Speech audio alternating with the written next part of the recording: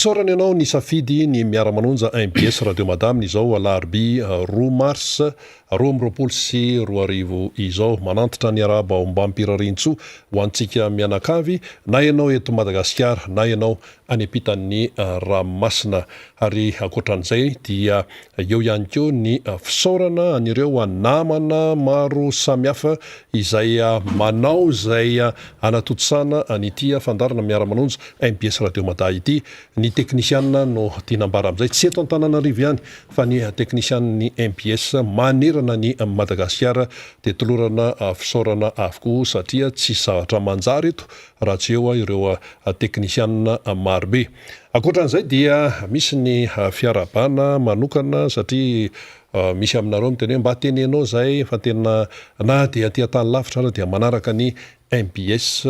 radio mada izany ka dia arabaina manokana ianareo teratany malagasy any Rosia any Federation'ny Rosia zany izay manaraka ny miara-manonja MBS radio mada henonareo sy arakareo tsara ny fanazavana eto na ny toetra ara-pirenena eto Madagasikara na ny any aminareo any Rosia any na ny fifamatorany zany eo amin'ny sehatra raisam-pirenena dia manaraka ianareo ka dia arabaina manokana izany ianareo teratany malagasy any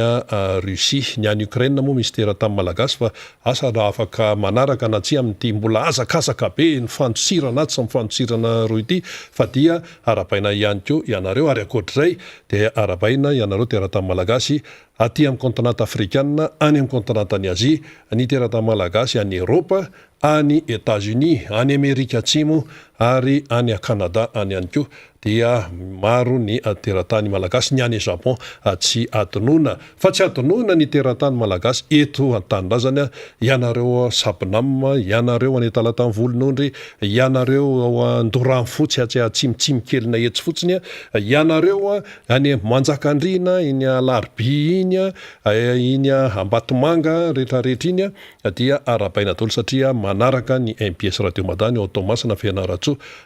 Toliara eo ihany koa ny amin'ny Mahajanga Antsiranana dia arabaina satria dia miaraka isika ao anatin'izay. Ny anomboantsika ny fandarana dia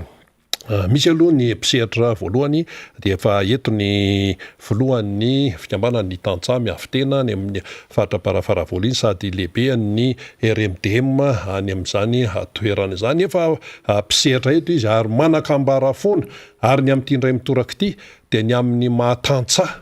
ny feo an-tantsaha ny fomba fijeriny tantsaha ny fiainam-pirenena no hoentina eto zany satria izany tantsaha zany indraindray araka ny eritreritra ny sasany dia hoe atao fakana vato fotsiny tsy izany tsony tsy izany tsony amin'izao fotoana izao izany tantsaha izany dia atao hoe mpamme sakafo fotsiny ary raha tsy misy tokoa moa ny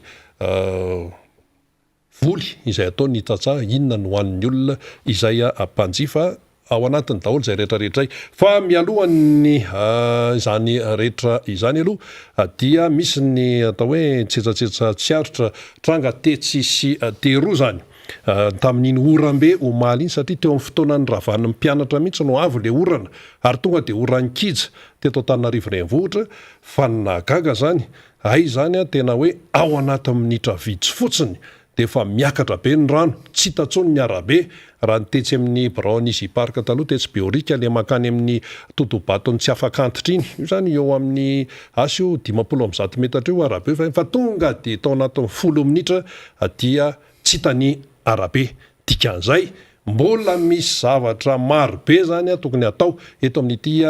tanàna Antananarivo ity eo amin'ny resaka lakan-drano satria inomaly iny tonga dia prova mitoaka amin'ny tendany ary zao ny resaka dalina re olona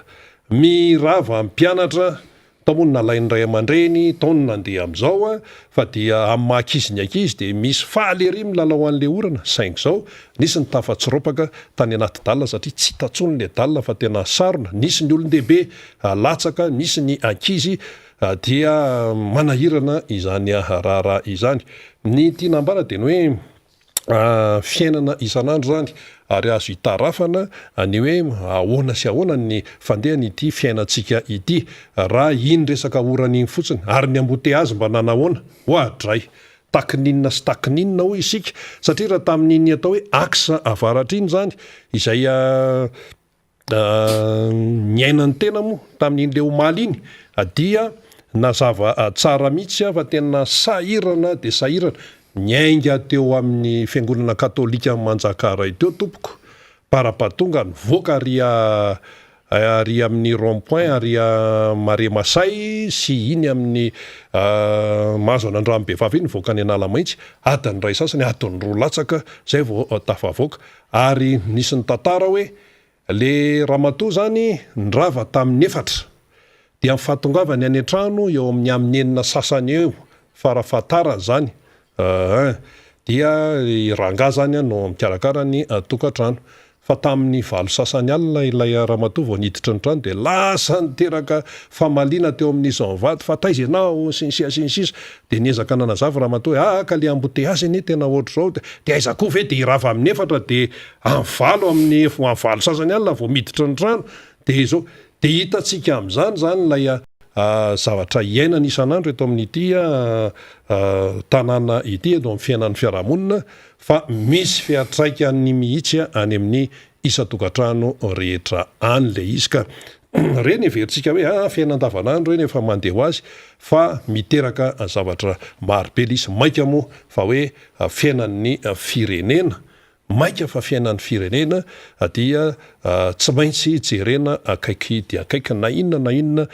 fisehoan-javatra zany fa dia io samy manany andraikiny io ary eto Madagasikara dia misy mpitondra eto ary misy ny oentina ka oentina makaiza ary ity firenena ity raha apetraka ny fanontaniana samy mamaly an'izay ny rehetrarehetra miainga amin'ny zavatra iainana isan'andro zay no hoe latoplasy tompo vavy fahaverantsika dia hiditra amin'ny tafa sy ny famakafakana iarahana amin'ny tonton Raex izay filohan'ny RMDM any amin'ny faritra Parafaravolinia sady filohan'ny fikambanany Tatsa miafitena miarabanao ary dia miarahaba Zokrina Rabe Mananjara faly tafaiona eto ndretsika amin'ny raha lasy ny ekipa rehetrarehetra miarahaba ny teknisianina sy ny mpanao gazety maro samihafa zay tonga manatrika eto ny voalohany teny dia misaotra an'Andriamanitra lehibe noho ny tombonandro zay nomeny antsika rehetra ary mbola tonga amin'izao fandaharana amin'ny tanany vaovao maro isan-karazany amin'ny vahoaka malagasy kopakopa tanana ho an'ny vahoaka malagasy tsy vaky volo ato anatin'ny faritra 320 kopakopa tanana ho anareo rehetrarehetra any ampitan-dranomasina indrindrandrindra fa ianareo gasy zay mipetraka any Rosia sy Ukraine mitsoponenana amin'izao fotoana zao noho ny etraketraky ny zanak'olombelona dia mampahery engany ny fahasoavan'Andriamanitra tsiraray ny fitahiana rehetrarehetra ho aminareo mianakavy reny hitodika eto tanindrazana satria maro loatra ireo namana indrindrandrindra ny mpiara-miasa sy ny mpiara-mitantana amin'ny andraikitra maro samihafa dia anaovana kopakopa tanana zany afa-tsy teny amin'ny commune ben'ny tanàna Navotsara ao Roolo sy ny ekipany Romeladel sy ny ekipany ao amin'ny rehetrarehetra ao amin'ny Tangalamena sy ny ray aman-dreny rehetra ao amin'ny commune Vohitsara ao toraka zany koa ny ao Tanambe sy ny Ambodedabo rehetra ny Tangalamena namana rehetrarehetra ao amin'ny Fin ao Daoly Erzala ekipa le Dada Romial sy ny sisa kisaka manatsimentsika ny bandekama rehetrarehetra ny gao an-tanàna Botrarivo ny Ambojanahary misy le veterinera kopakopa tanana ianao satria anisan'ny nangataka an'izay zavatra zay ao nareo andilana avaratra tsy adino ny anororo ny amparafaravola tapitanàna sy ny manodidina kopakopa tanana manokana ho anareo gao an-tanàna koa Andrebakely Pitatsinanana ary Delisy ny ekipany kisaka manavaratra Rolora manampy ary andrano fotsy sy ny ekipany nareo Vohitraivo indrindrandrindra ny adilana avaratra tsy adino ny ao Vohimarina zany Vohimarina zany Zokrina Rabe Mananjara dia anisan'ny tena miondana tanteraka an'ity fandaharana miara-manonja ity Fokotany Vohimarina io Fokotany ao anatin'ny commune andilana avaratra ka dia kopakopa tanana ho anareo rehetra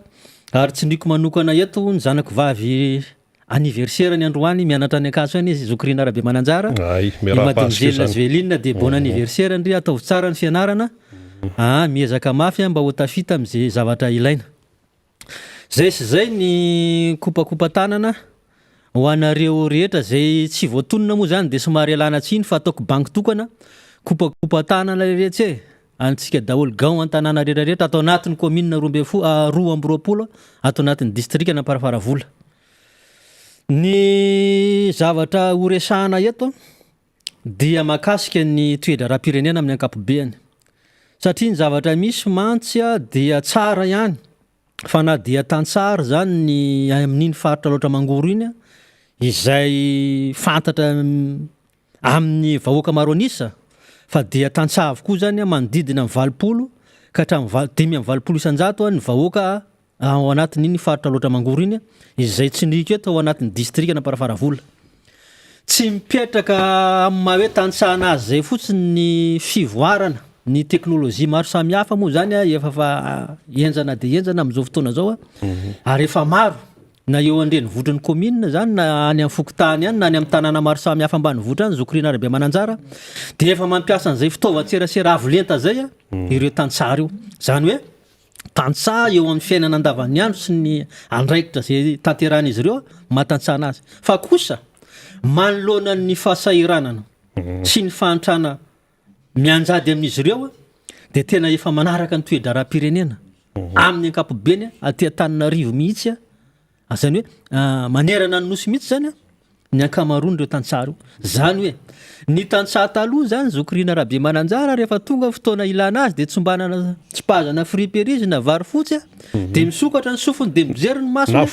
na vola dia variana amin'iny izy fa raha amin'izao fotoana zao satria io moa zany lefa resahako eto foana lay tantsara ao satria hatramin'ny sy ny ty le karierana andilana ty sy ny karierana be masoandro sy ny manodidin'ny aloatra dia tsy anaka ihany fa mba tsy ilazako hoe ny foko 20 eto Madagasikara dia misy ihany daholo ary efa tena miaraka efa tena ny fiarahamonina zany dia ray tokana mamalagasy zay le sotoavina sy ny fihavanana dia mandeha koa serasera sy ny fampitambaovao sy ny fampitambaovao rehetrarehetra indrindra fa miainga avy amin'ity telefona ny FB sy ny sisa ty dia fankahazo ny ondos izy le fomba fiteny manao FB koa ny tantsara ka eto zany dia tehiteny amin'le tsy fihetezana sy ny fikorosofana ny firenena manodidina ny zavatra miseho eto amin'ny tany sy ny fanjakana. Isika ny Zokorina Arabe Mananjara raha ohatra satria tsy maintsy ibanjinana ny lasa eritreretana ny hoavy ka raha ohatra ka tsy nanao karazana fotana mafaty mihitsy ny azo ilana an'izany raha ohatra ka mba nitsinjony hoe maolona sy ny hoe tena niaro ny vahoaka malagasy ireo mpitantana teo anivon'ny ACC sy ny CNI tamin'ny fotoanandro indrindrandrindra tamin'ny famoahana ny voka-pifidianana izay tamin'ny tamin'izay deuxième tour zay ka tena hoe mba natahotra an'Andriamanitra reo olona reo zany tena ny résultat officiel mihitsy zany navoaka hoe raha koto ny lany raha be tsy lany fa noho ny fahaizan'ireo olona reo zay manam-pahaizana dia ny pasipasona ny domy tonga amin'izao fantram-bahoaka mangiry mangitsikitsoka lalina zao tsy ary sahirana ohatran'izao ny vahoaka malagasy mbo fa ela ihany Zokorina Arabe Mananjara ny tena efa natsiaro saina tamin'ny fitondran'ny Dadabe Ratsiraka teo Zafy Albert nandimby teo président Marc Ravalomanana fa zao fitondrana zao dia nisan'ny tena ny angaran'Andriamanitra zay fiangaran'Andriamanitra zay tsy hoe fiangaran'Andriamanitra amin'ny tsara fa fiangaran'Andriamanitra amin'ny zavatra lafiny ratsy no ninona netraketraky ny zanak'olombelona zay nanao an'le fanodikodonana amin'ny voka-pifidianana tamin'ny 20 zay no fandraisan'ny tantsahany le toe-javatra antranga zany tamin'ny 20 ny ainga tamin'le resaka fifidianana moa zany ianao teo ka eo amin'izay ndrindra no tiako amafisana le fanontaniana hoe nahazatrany hatramin'izay rehefa hoe tonga ny propagandy dia omena saosy kely le saosy zany le hoe vola mena 10,000 ray alina arakarak'izay fantena dia anaovana atsona artista kely dia izarana lamba izarana elo izarana t-shirt izarana zao rehefa vita iny dia eo indray aloha zany dia zay le hoe ny tantsaha amin'izao fotoana zao ny tantsaha amin'izao fotoana zao anisa moa ny any aminareo any dia miteny ianao teo zany hoe efa tena tsy azo adalaina intsony, tsy azo rebirebena intsony, ary maharaka tsara amin'ny ankapobeny zany ny toetra raha eto amin'ny firenena izany. Ka raha ohatra zany isika hiatrika fifidianana any amin'ny zay fotoana isinya, hiatrika io moa tsy isika ny tompony hampitso fa isika zany hoe miaina atao hoe ny fionam-be-pirenena zay ho avy manona ny famatorany tantsaha. Fatantsara ve zay hoe raha anao fionam-be-pirenena zao ny anton'io, izao ny tanjona tiana ale amin'io, raha mandeha ny fifidianana sy ny sisa izao no fatan'le teo aloha, dia ahoana zany tokony hatrehana an'io avy. Ya, tsara fipetraka zay fanadidina nataon'ny Zokorina Rabemananjara zay, fa io zany hoa tsy ilay tantsaha zao tsy mitovy an'le tantsaha omaly sy afaka omaly, fa efa hafa mihitsy zany ilay fotom-pisaina sy le fieritreretana ary itsinjovany ireo taranaka faramandimbya ho an'ireo vahoaka maro anisa reo. Ka eto zany Zokorina Rabemananjara dia somary iresaka an'le resaka fifidianana, satria zany na ho aingana na ho ela dia tsy maintsy ho tonga amin'le resaka fifidianana antsika. Manoloana an'izany rehetrarehetra zany nefa dia efa fantapoko fantam-pirenena fa manana olana ny lisam-pifidianana. Io lisam-pifidianana io zany dia misy moa ny tompona andraikitra maro samihafa miteny hoe mety io misy zao ny zavatra atao an'io, fa raha tena hoe hisy fitoniana ara-politika sy araka ny fihavanana hoe hiverina amin'ny sotoavina sy ny fihavanana malagasy tsika, dia miverina amin'ny lisam-pifidianana io, averina voalohany mihitsy zany hoe isaina manao refonty mihitsy zany. Zany rehetrarehetra zany dia miainga avy any amin'ny fokotany. Ny fokotany zany mahafantatra andrakoto miditra sy mivoaka ao, mahafantatra andrasoa miditra sy mivoaka ao, ary mahafantatra ny zaza feno taona. Ny zavatra misy manko Zokorina Rabemananjara, ny ankizy feno taona tsy miraran'io hoe zany dia soratra lisam-pifidianana, fa rehefa izy feno taona iny zany dia namboatra kara-panondro, dia any amin'ny délégué zany, any amin'ny délégué no automatika zany voarakitra, satria ao anatin'ny lista feno taona iny ankizy iny, dia ny délégué no mandefa anazy any amin'ny boriboritany, any amin'ny district. Dia zay zany ny amantarana n'le ankizy feno taona. Fa raha ohatra hoe za matsapa hoe mba hijery lista, hoe mba ao anatin'ny lisam-pifidianana ve ny tenako, mba ao anatin'ny lisam-bahoaka ve? Raha lay tantsaha zany tsy any am-parafaravola ihany, tsy ny any amin'ny faritra loatra mangoro ihany, fa raha eran'ny Madagasikara tsy laharam-pahamehana aminazy zavatra zay, noho ninona lay fantrana sy lay tsy fisina aleo ny mamelony teny mitady zavatra ho arapaka ny androany sy rapitso, toy zay anana fandavan-tena ho any amin'ny fokotany nijery ny anarany anaty lista. Fa na zany na tsy zany, na zany na tsy zany, zay eo le fiovana ngeza be, le tantsaha zao mihitsy zany dia efa maro ny tonga saina hoe avy amina fifidianana ihany zany na tonga antsika latsaka ny katerena ohatr'izao. Zany hoe vokatra ilay fifidianana na dia tsy le zavatra nieritreretin'le vahoaka maro anisa ary ny tranga, dia tonga saina zany le vahoaka efa tsy laharam-pahamehana intsony zany ny fihetsiketsehana hoe ankavia ankavanana, fa miandro ny fotoana anankiray. Zay le hitaritana ny mpitondra fanjakana amin'izao fotoana zao hoe ataovy ny fikonan-doham-pirenena, ny concertation nationale, iny ny no tanjona anankiray hiavana ny foko 20 eto Madagasikara. Satria misy manko ny olona sasany miteny hoe ngamo teto nisy niady teto, ngamo teto nisy nifanenjika maro samihafa amin'ny tsy fihetezana no ataony fampihavanana, sy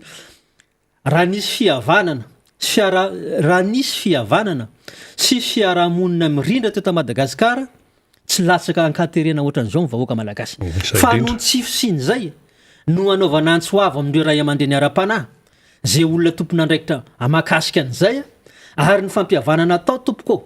tsy fampihavanana mpanao politika atao Antananarivo, fa fampihavanana any fotony, any anivon'ny fokotany. Misy fomba fanaovana an'izany eo anivon'ny commune, eo anivon'ny fivondrinana sy ny distrika maro samihafa, ary eo anivon'ny faritra. Zany rehetrarehetra zany Zokorina Rabemananjara, raha zay no tanteraka dia iverina amin'ny laoniny ny fihavanana sy ny fifankatiavana ny sotoavana malagasy. Ka io moa zany efa hita foana ny fiarahamonina sy ny fiainantsika isan'andro hoe potika ny fihavanana, potika ny sotoavana efa nyresahana teto, potika ny firaisan-kina, potika ny mahamalagasy ny mampiavaka atsika dia izany rehetrarehetra zany hoe hojerena ao anatin'ilay fionambe miaraka midinika ao daholo zany fa ny resam-pifidianana aloha zany aloha iny tena anisan'ny goavana be satria iny zao tena akaiky indrindra. Midika ve zany satria hevitry ny olona ihany no anisan'ny voiziny eto, midika ve zany fa azo atao tsara ny manatanteraka fifidianana tsy misy alatra. Azo atao tsara ny manatanteraka fifidianana tsy misy alatra fa mba hatongavana amin'izay dia miditra tsy maintsy mandeha any amin'ilay fionambe aloha satria samy tsisy tianan-dratsy eto samy tsisy anaikiny hoe resena amin'ny resaka halatra eto ary na hoe mandresy amin'ny alalan'ny halatra tsy mendrika mihitsy izany. Zay zany anisan'ny hevitra mivoaka eny anivon'ny fiarahamonina eny. Ahoana ny fahitanao azy mifandray amin'ilay fionam-be-pirenena ihany. Ny atongavana amin'izay moa zany dia zay moa ny zavatra iriny tsy katsahana zay hoe mba hisy fifidianana tsy misy halatra eto amin'ny tany sy ny firenena. Ny atongavana amin'izay ny Zokorina Rabemananjara raha ohatra ka manana fandavantena sy fahatsoram-panahy zany ireo mpitondra ireo, ny voalohany indrindra aloha zany raha ohatra te ho tonga amin'izay tsika io rafitra ACC amin'izao fotoana zao io ravahana io satria olo-tokana nametraka an'io teo. Faharoa manarak'izay reto seny reto fomba fijerina tantsaha zany teny eo tantsaha io ny teny eo tantsaha no miresaka eto fa tsy hoe mpanao politika na hoe olona te handrenivohitra no zany fa tantsaha zay le izy satria efa matsiaro mangirifiry zany reo tantsaha reo dia zay le feo zay le feo ampitaina aty dia olazaintsika eto mila ravana ny ACC, mila ravana io seny io miverina fiarahamonina marimaritra carte sur table mihitsy zany miverina dinidinika marimaritra iraisana dia tafitambatra eo le sotoavina sy hatrany amin'ny constitution voakitika zay ka rehefa zay notahina ho tafarafitra hiarahan'ny hery velona rehetrarehetra eto Madagasikara alefaso amin'izay le fifidianana na iza ny tantana eo fa zay zany no isina fifidianana madio sy mangarara. Ny zavatra misy manko Zokorina Rabemananjara dia mieritreritra reto olona voateny reto tompon'andraikitra hoe ny ACC misy 7 mianadazy eo, ny CNI koa ohatran'izay mety misy 7 mianadazy eo hoe zay anao an'izao. Ny zavatra tsara ho ampitainany aminareo any dia nareo olon'ny fiarahamonina ary fantatra daholo hoe ianao aiza nipetraka iza ny havanao ny vady aman-janakao, ianao aiza nipetraka ianao aiza ny vady fantatry ny fiarahamonina nareo tompoko ka eto dia miteny ale misoroka toy izay mitsabo. Zay zany le fomba fiteny ale misoroka toy izay mitsabo. Sao alaim-panahy anao zavatra tsy dia mazavazava na hoe anao hitsin-dalana na anao karazana lalan-dririnina zany lalan-dririnina tonga dia manitsy foana. Satria efa nisy an'le teo hoe doublon tamin'le teo hoe doublon anarana miverimberina. Misy manko le fomba fiteny sokenda hitsako Zokorina Rabemananjara so lavo emindra ka efa lavo le teo aloha teo. Inona moa zany na lavo an'le teo aloha teo? Zany profo azo tsapahitanana zao tsy edinkevitra zany fa na lavo an'le lay ACC sy lay CNI teo aloha teo zao fahantrano vahoaka malagasy farahidiny demini maneran-tany eny antsika farany Zokorina Rabemananjara raha eo ampuissance ara-toe-karena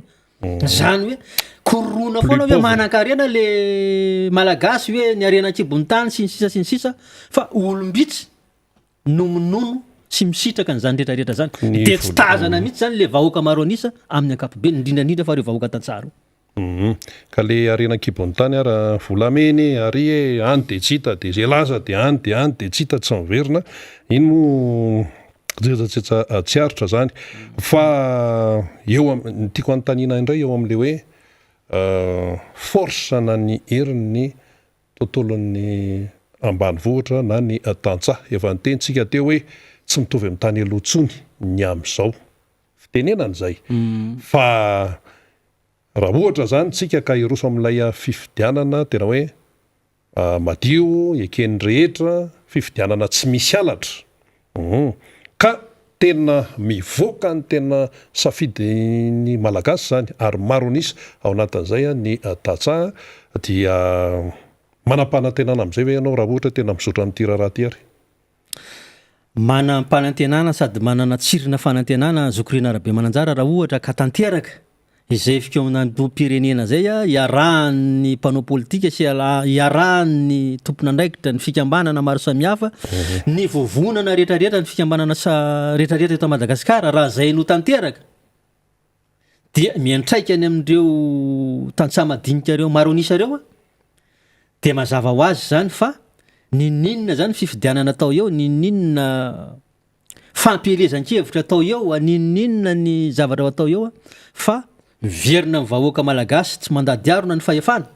dia tsy maintsy zay ironany tsy maintsy zay ironan'ireo tantsaha maro anisareo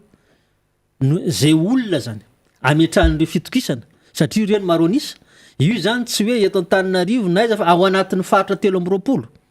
dia ireo tantsaha ireo zany no maro anisa ka zay ankinan'ny fitokisan'ireo vahoaka tantsaha maro anisa ireo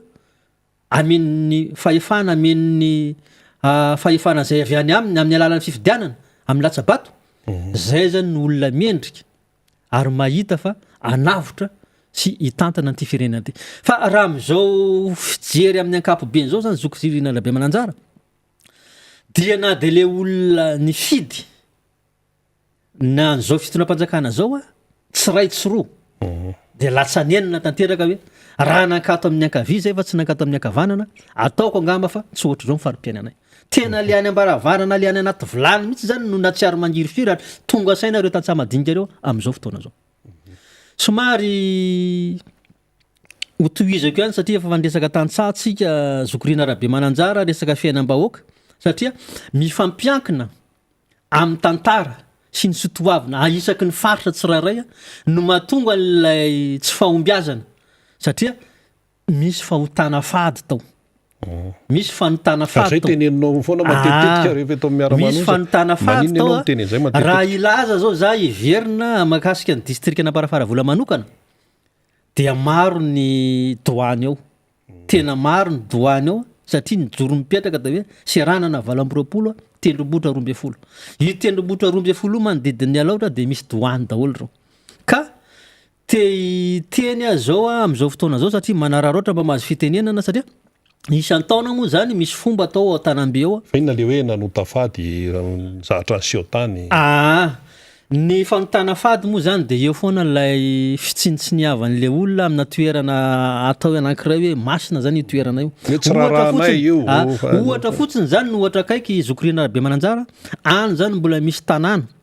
tsy akarana kisoa tsy idirana koa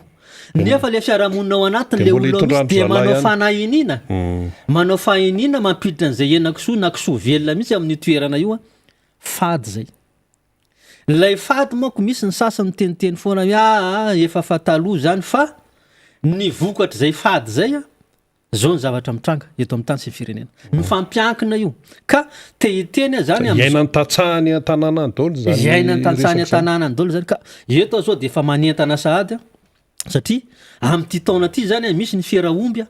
ao amin'ny commune Aonororo inona moa zay le fiaraomby io zany toerana misy an'ny dadila Andrinampanjaka zay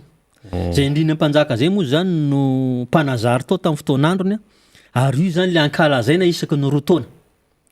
ankalazaina isaky ny roa taona ary eto dia manentana antsika mianakavy na atsika ian-tanàna na ianareo zanakam-pelezana tia velany tia Andrenivohitra na ny any velany any ampitan-dranomasina fa ny fiaraomby tompoko io tsy misy tompony fa ny vahoaka rehetrarehetra sianaka ary ny andohan'ny sianaka amin'ny masianaka io sy ny Asarabe ary an-Tanambe misy any Dadilandry noho ny Belaza reny no ny andohan'ny sianaka fa ianareo milaza hoe zay tompony io zay no manao an'izao zay no manao an'izao eto dia any an-tanako antsika tsirairay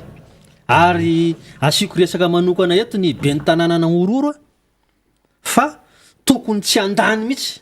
amina resaka hoe asiana couleurana politika zany resaka fiaraomby zany fa isorako eto moa zany fa izy koa zany anisan'ny olona mba manentana sy mavitrika ary mbola tena mandalan' zay sotoavina zay fa io resaka fiaraomby io zany no tena andrefesana ny vanim-potoana anankiray ao anatin'le taona zokirinana be manjara eo zany tena afantarana hoe anao an'izao ty taona tya mety ho isy rivodoza na mety ho isy oram-baratra be deaibe na ho paika mihitsy le taona na mety ho isy valana retina idina ty de eo sahady zany raha ohatra ka misy an'izay de efa misy fomba entina isan-kanana nyzatreretra zany de mbola velona ary mbola masina mandraky ty ny androany amin'ny faritra Antsianaka ka miteny an'izay indrindra ianao niany moa zany resanao fa amin'ny faritra maro eto Madagasikara misy ny mampiavaka azy avokoa zany misy hoe fady sinsisa fa ny fanamariana ao anatiny rehefa misy vola izy amin'ny resaka politika de misy miazakazaka voizany zala amin'ny resaka politika le izy hitadiava anamafisana seza na mety hitadiavana seza kanefa tsy zay mihitsy ny tena lalatsaina efa fady zao zay zavatra zay efa famitana fady efa nisan'ny fady zay ary zay hita taratra tamin'ny rotaona ka zay mahatonga namanao antsoavy eto ka nisy exploité an'io zavatra nisy ohatran'ny namofopofona an'izay le izy de inona ny zavatra nitranga Zokrina Rabe Mananjara teo ampikarakarana mbola vao teo amola volana n'le resaka fiarahaomby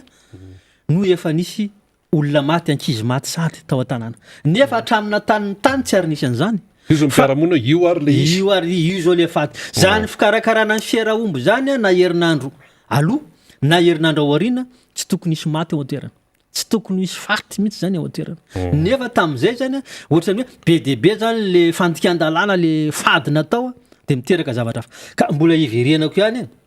ianareo zanakam-pelezana fantako de fantako ny fitiavanareo an'izany fiarahaomby zany io fiarahaomby io zany Zokrina Rabe Mananjara de mitovy lenta amin'izany fitampohan'ny Mazanga zany donian'ny Nosy be zany fankalazana ny sotoavina mamalagasy sy mampitamberina ndreo nataon-drazana teo aloha mandraka fa tsy azo japina resaka politika fa tsy tokony misy raha vao misy an'izay de tonga le fady ka zay ny misy olona roa sy telo hitako ao anororo mialatsiny fa za moa zany sarotiny satria io ne tsy any anororo rery io fa ny sianaka manontolo any vahoaka malagasy ka aza sina hoe anay io na zay tompony io fa hiarantsika menakavy atsangana komity mpikarakarahan'izay zavatra zay de samy ahita tsodrano sy fahasoavana tsika menakavy ka io moa arak'izay zany ny firenena tsirairay eto ambony tany de samy manana ny mampiavaka azy samy manana ny fombany samy manana ny fadiny samy manana ny fiainany ka ny any ivelany dia manaja an'izay arakarany ohatrany hoe ny sinoa zao manany azy ny koreana manany azy ny karana ny indiana manany azy dia ny japonais manany mampiavaka azy ihany koa ary ny fanamarena dia ny hoe ny firenena anankiray izay tsy manao tsinitsinina ny mampiavaka azy ny fomba sy ny sisa dia mandroso hitatsika izany fa tsy hoe mizahatra foroporona eto fanontaniana faraparany tonton Rayex amin'ny mahatatsahanao ihany iverintsika amin'ilay hoe fiainam-pirenena ny zavatra misy iainana aloha amin'izao fotoana dia hoe mahantra amin'ny malagasy mahantra ilay maronisa eto Madagasikara zany dikany hoe mahantra zany dia hoe tsy mihinan-kanina tsy mizara raha mitafy zara raha miaina mivelona fa mitsiposiposy zay vocabulaire ilazantsika azy tena hoe sahirana fa diranovana ilay amin'ny malagasy de misy miteny any ambadika any hevitra eny amin'ny fiarahamonina hoe sarotra ihany no tena hoe zany hoe olona na hoe fianakaviana ao anatina miaina ao anaty fahantrana zany ka tena hoe hijoro amin'ny tena heviny rehefa tonga ilay fotoana anaovana ny fifidianana zany dia io zany hoe eritreretintsika hoe mandalo any amin'ny feonam-be-pirenena tiana tenena dia hoe ity le olona mahantra tena hoe mahantra ity ny tanjona hoe tena hoe ivoany tena safidiny satria rehefa mahantra zany dia mbola avy daholo ty le tolotolotra isan-karazany ity dia matiny hoe sitrany ay dia lasa tsy le tena safidy fa hoe ka retsy mbo nanipinipy kely elo lamba hoany sy ny anat hoe alao io ihany sy ny sisa ahoana ny fahitanao an'izay na efa somary efa nyresahana kely ihany zany hoe io le fahantrana nefa ny tanjona zany dia hoe na eo aza ny fahantrana dia tokony hivoaka ilay tena safidim-pon'le olona fa tsy voafatotra ilay tsipitsipy kely zay ararotin'ny sasany amin'ilay fahatrana raha olona tsy mahantra mantsy dia mety atao hoe tsy azo rebebena misokatra tsara ny saina fa le fahantrana mbola iainana ny nefa de hoe ny voany tena safidandreo olona eo asa raha azony tonto raiky zany azoko tsara ka azoko tsara lay satria le fantrana mbola iainana amin'izao fotoana azoko tsara lay famakafakana sy lay fandiniana satria mibantoerana eto amin'ny tany sy ny firenena zany hoe mibantoerana isam-baravarana zany ny fantrana amin'izao fotoana zao surtout amin'ireo vahoaka maronisa zay lazaintsika hoe tantsara eo misy mpanao politika eto Madagasikara zay nitondra n'ilay teny filamatra moa zany no fomba filaza izy hoe tsy lahatra akory ny fantrana ozy izy tena tiako be zay terme anankiray hoe tsy lahatra akory ny fantrana gradiloafy iny gradiloafy iny tariangarabetsototra tsy lahatra fandaharana avy eny amin'Andriamanitra zany mampahoatra nio mampahantra antsika vahoaka malagasy fa noho ny ataontsika samitsika eto ihany no mahatonga antsika mahantra iza moa zany tompona andraikitra voalohany amin'izany reo mpitondra satria raha ohatra ka tsara fitantanana ny atao mpitondra mentefa isam-baravarana fa raha ratsy fitantanana ny atao mpitondra olombitsy no mahazo tombontsoa ka eto tsika dia marina sy tsara fipetraka zay famakavakana nataony Zokirinarabe Mananjara zay hoe tafalatsaka ao anatin'ilay fahantrana ilay ankohonana anankiray ny zavatra misy manko Zokirinarabe Mananjara ary efa fahita zany isaky ny fokotany isaky ny commune isaky ny tanàna mihitsy rehefa tonga ny vanim-potoana mpifidianana dia ilay vahoaka madinika le mahantra mihitsy no tambatambazana amin'ny alalan'ny vary fotsy kely oa amin'ny alalana menaka kely vola kely t-shirt kely sy ny sisa dia zao naomby zany tamin'ny fifidianana fandimby teto fa manoloana n'ilay fangiry firina oa manoloana n'le fangiry firina zao dia betsaka tsy ny ray tsindroa ny tena mamory gao an-tanàna ny fiarahamonina ny tangalamena fa dia hoe ty le retsy ary le ray aman-dreny lehibe lay soja be na tangalamena na ireo olona toteny amin'ny tanàna mihitsy no mametraka hoe ora olona amin'ny andron-dray andro fantary no olona navitra ny fahasahirananareo ataovy tena amin'le teny sianaka mihitsy hoe zay le niteneniny le sojabe sy le mandreny toteny hoe ataovy amin'le teny ihany mihitsy hoe le retsy zay moko ny fomba tena le retsy mahabango olona marina zany hoe sanatriny manao le retsy ozy izy lay fomba fiteny fa reo ray aman-dreny reo mihitsy zany isan-tanàna samy manana an'izay daholo no miteny amin'ny fiarahamonina sy lay ankohonana sy lay fiarahamonina raha hoe misy fivoriam-pokotanina mivorivory amina fahoriana sanatriny vava ohatran'izany ny raharam-panambadiana sy ny zany dia mivory ny fianakaviana dia hoe mba hialantsika amin'izao fantrana mangitsikitsiko zao eny fa tsisy mahafantatra tafitrano manakidra ozy le fomba fiteny fa ho tonga indreny ny andro-ndray andro zay mba hieritreretatsika hialana amin'izao fahasahiranana zao amin'ny olona zay misy moko lay joro fatao hoe ianareo mpitondra fanjakana ozy raha tahiny ianareo izy zay hitondra dia engany anapaka hita amin'ny vaniny andidy hita ny toniny fa kosa tsy mba anao an'izay fa anao lehibe mazaka fatana na kely tsy mba mamindro dia anao kongona voky ianareo satria manaka nampianarina teto manam-pahaizana mba hokodi fotsiny hifandimbiasana zay toerana zay ka eo zany lay fampianarana sy lay toromarika amin'ireo le tangalamena an-tanàna mihitsy hoe aza mety rebirebe n'olona tsony ianareo amin'ny alalana vary fotsy kely na vola kely alao zay zavatra omeny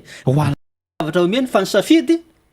aigny amin'le olona eritreretana engany eo mba mijoro ho antsika menakavy mba ho tonga amin'izay fampihavanana zay concertation nationale fikonantom-pirenena zay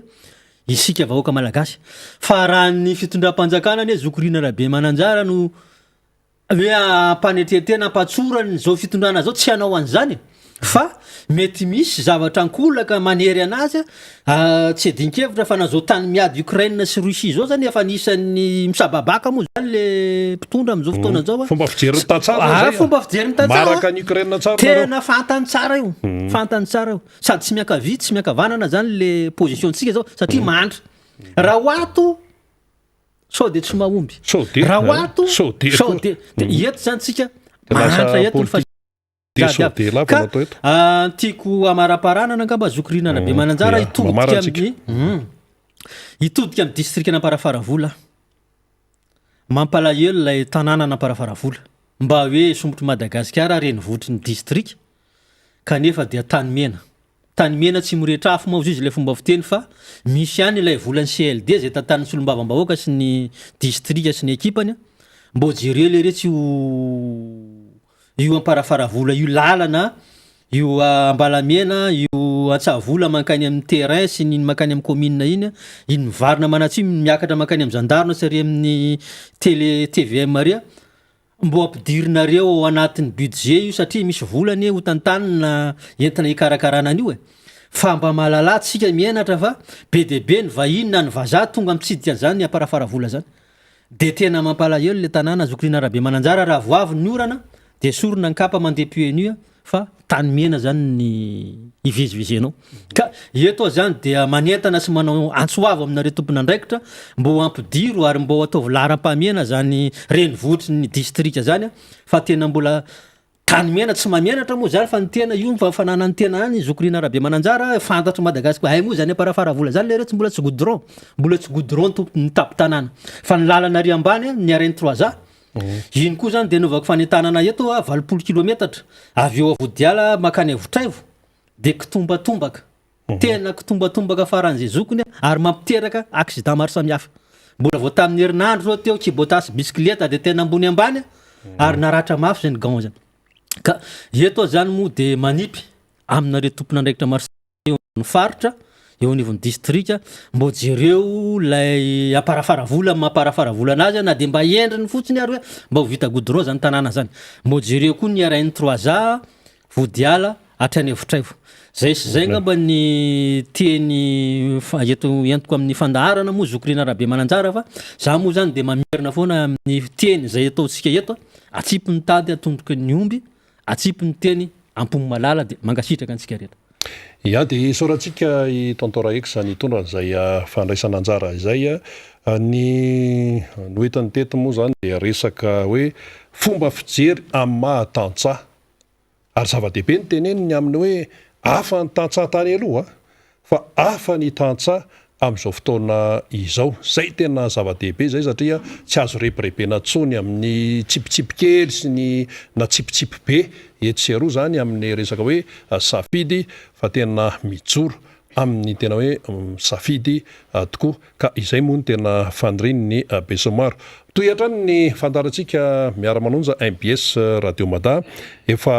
eo akaiky eo namana faniry Razafy Manantany izay ampanetana ihany koa mpitondra famakafakana eto amin'ny fandarana hiaraka amina mpisehatra manaraka izy ao anatin'izay mazava loatra fa dia resaka fiainam-pirenena resaka momba ny fiainan'ny malagasy no resahana ary misy lafin-javatra maro zany hoentina eo ka dia ny fanirinana hoe niarahantsika hatramin'ny farany zany fandarana izany miaraba ny faniry Razafy Manantany fa vonimboniny ianao ndao ary zatsisy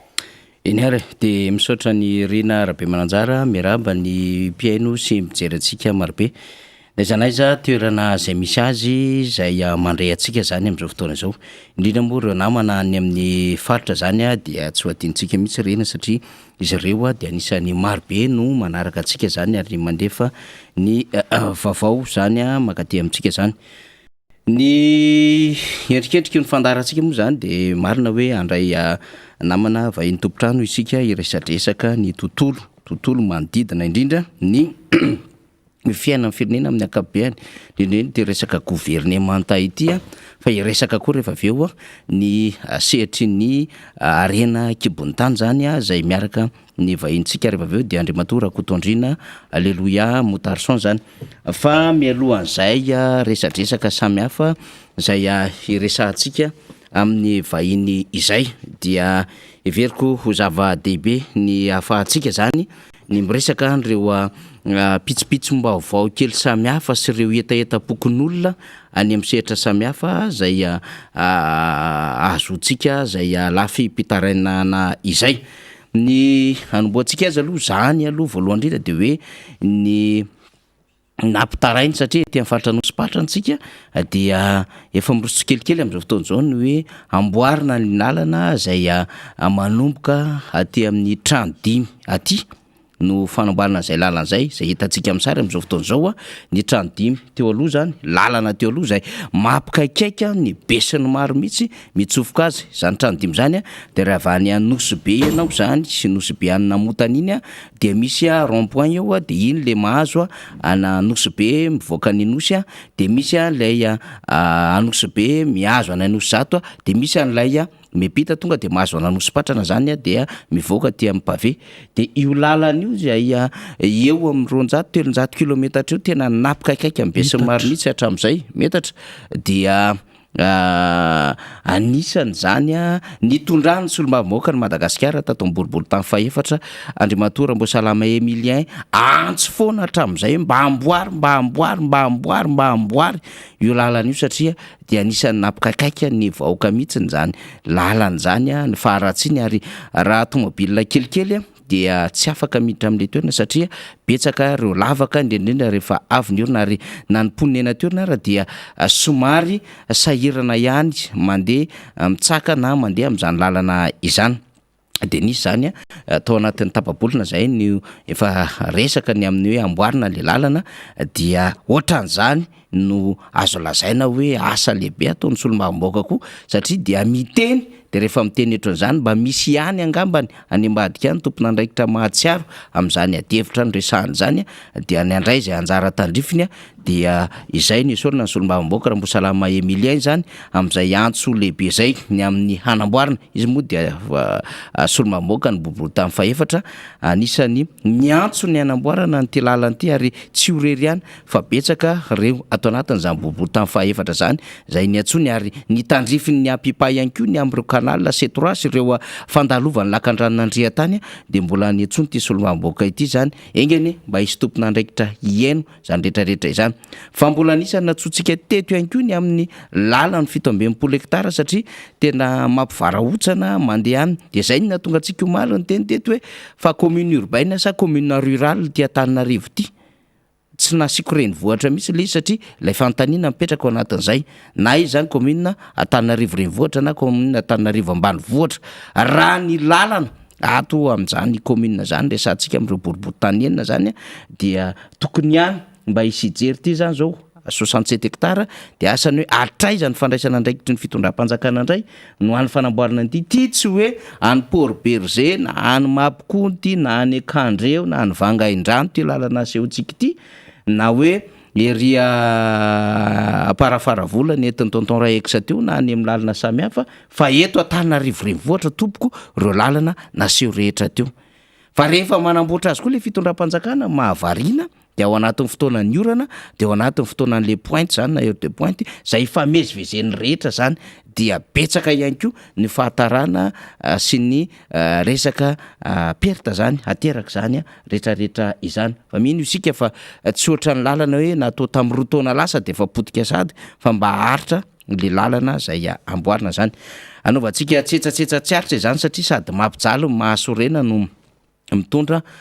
fahatarana sy fahampitehan-javatra maro eo amin'ny tontolo ny fiarahamonina sy ny fiarikaren'ny vahoaka zany satria ny embouteillage de vidina amina miliara no aterako zany ho an'ny eto Antananarivo renivohitra zay famezivezen'ny fandrarana raha-toekarena sy ireo fandrarana arabola marobe zany akoatran'izay dia anisan'ny tondrantsika ihany koa fanamariana ny zava-misy ny Tomasina satria dia misy zavatra zay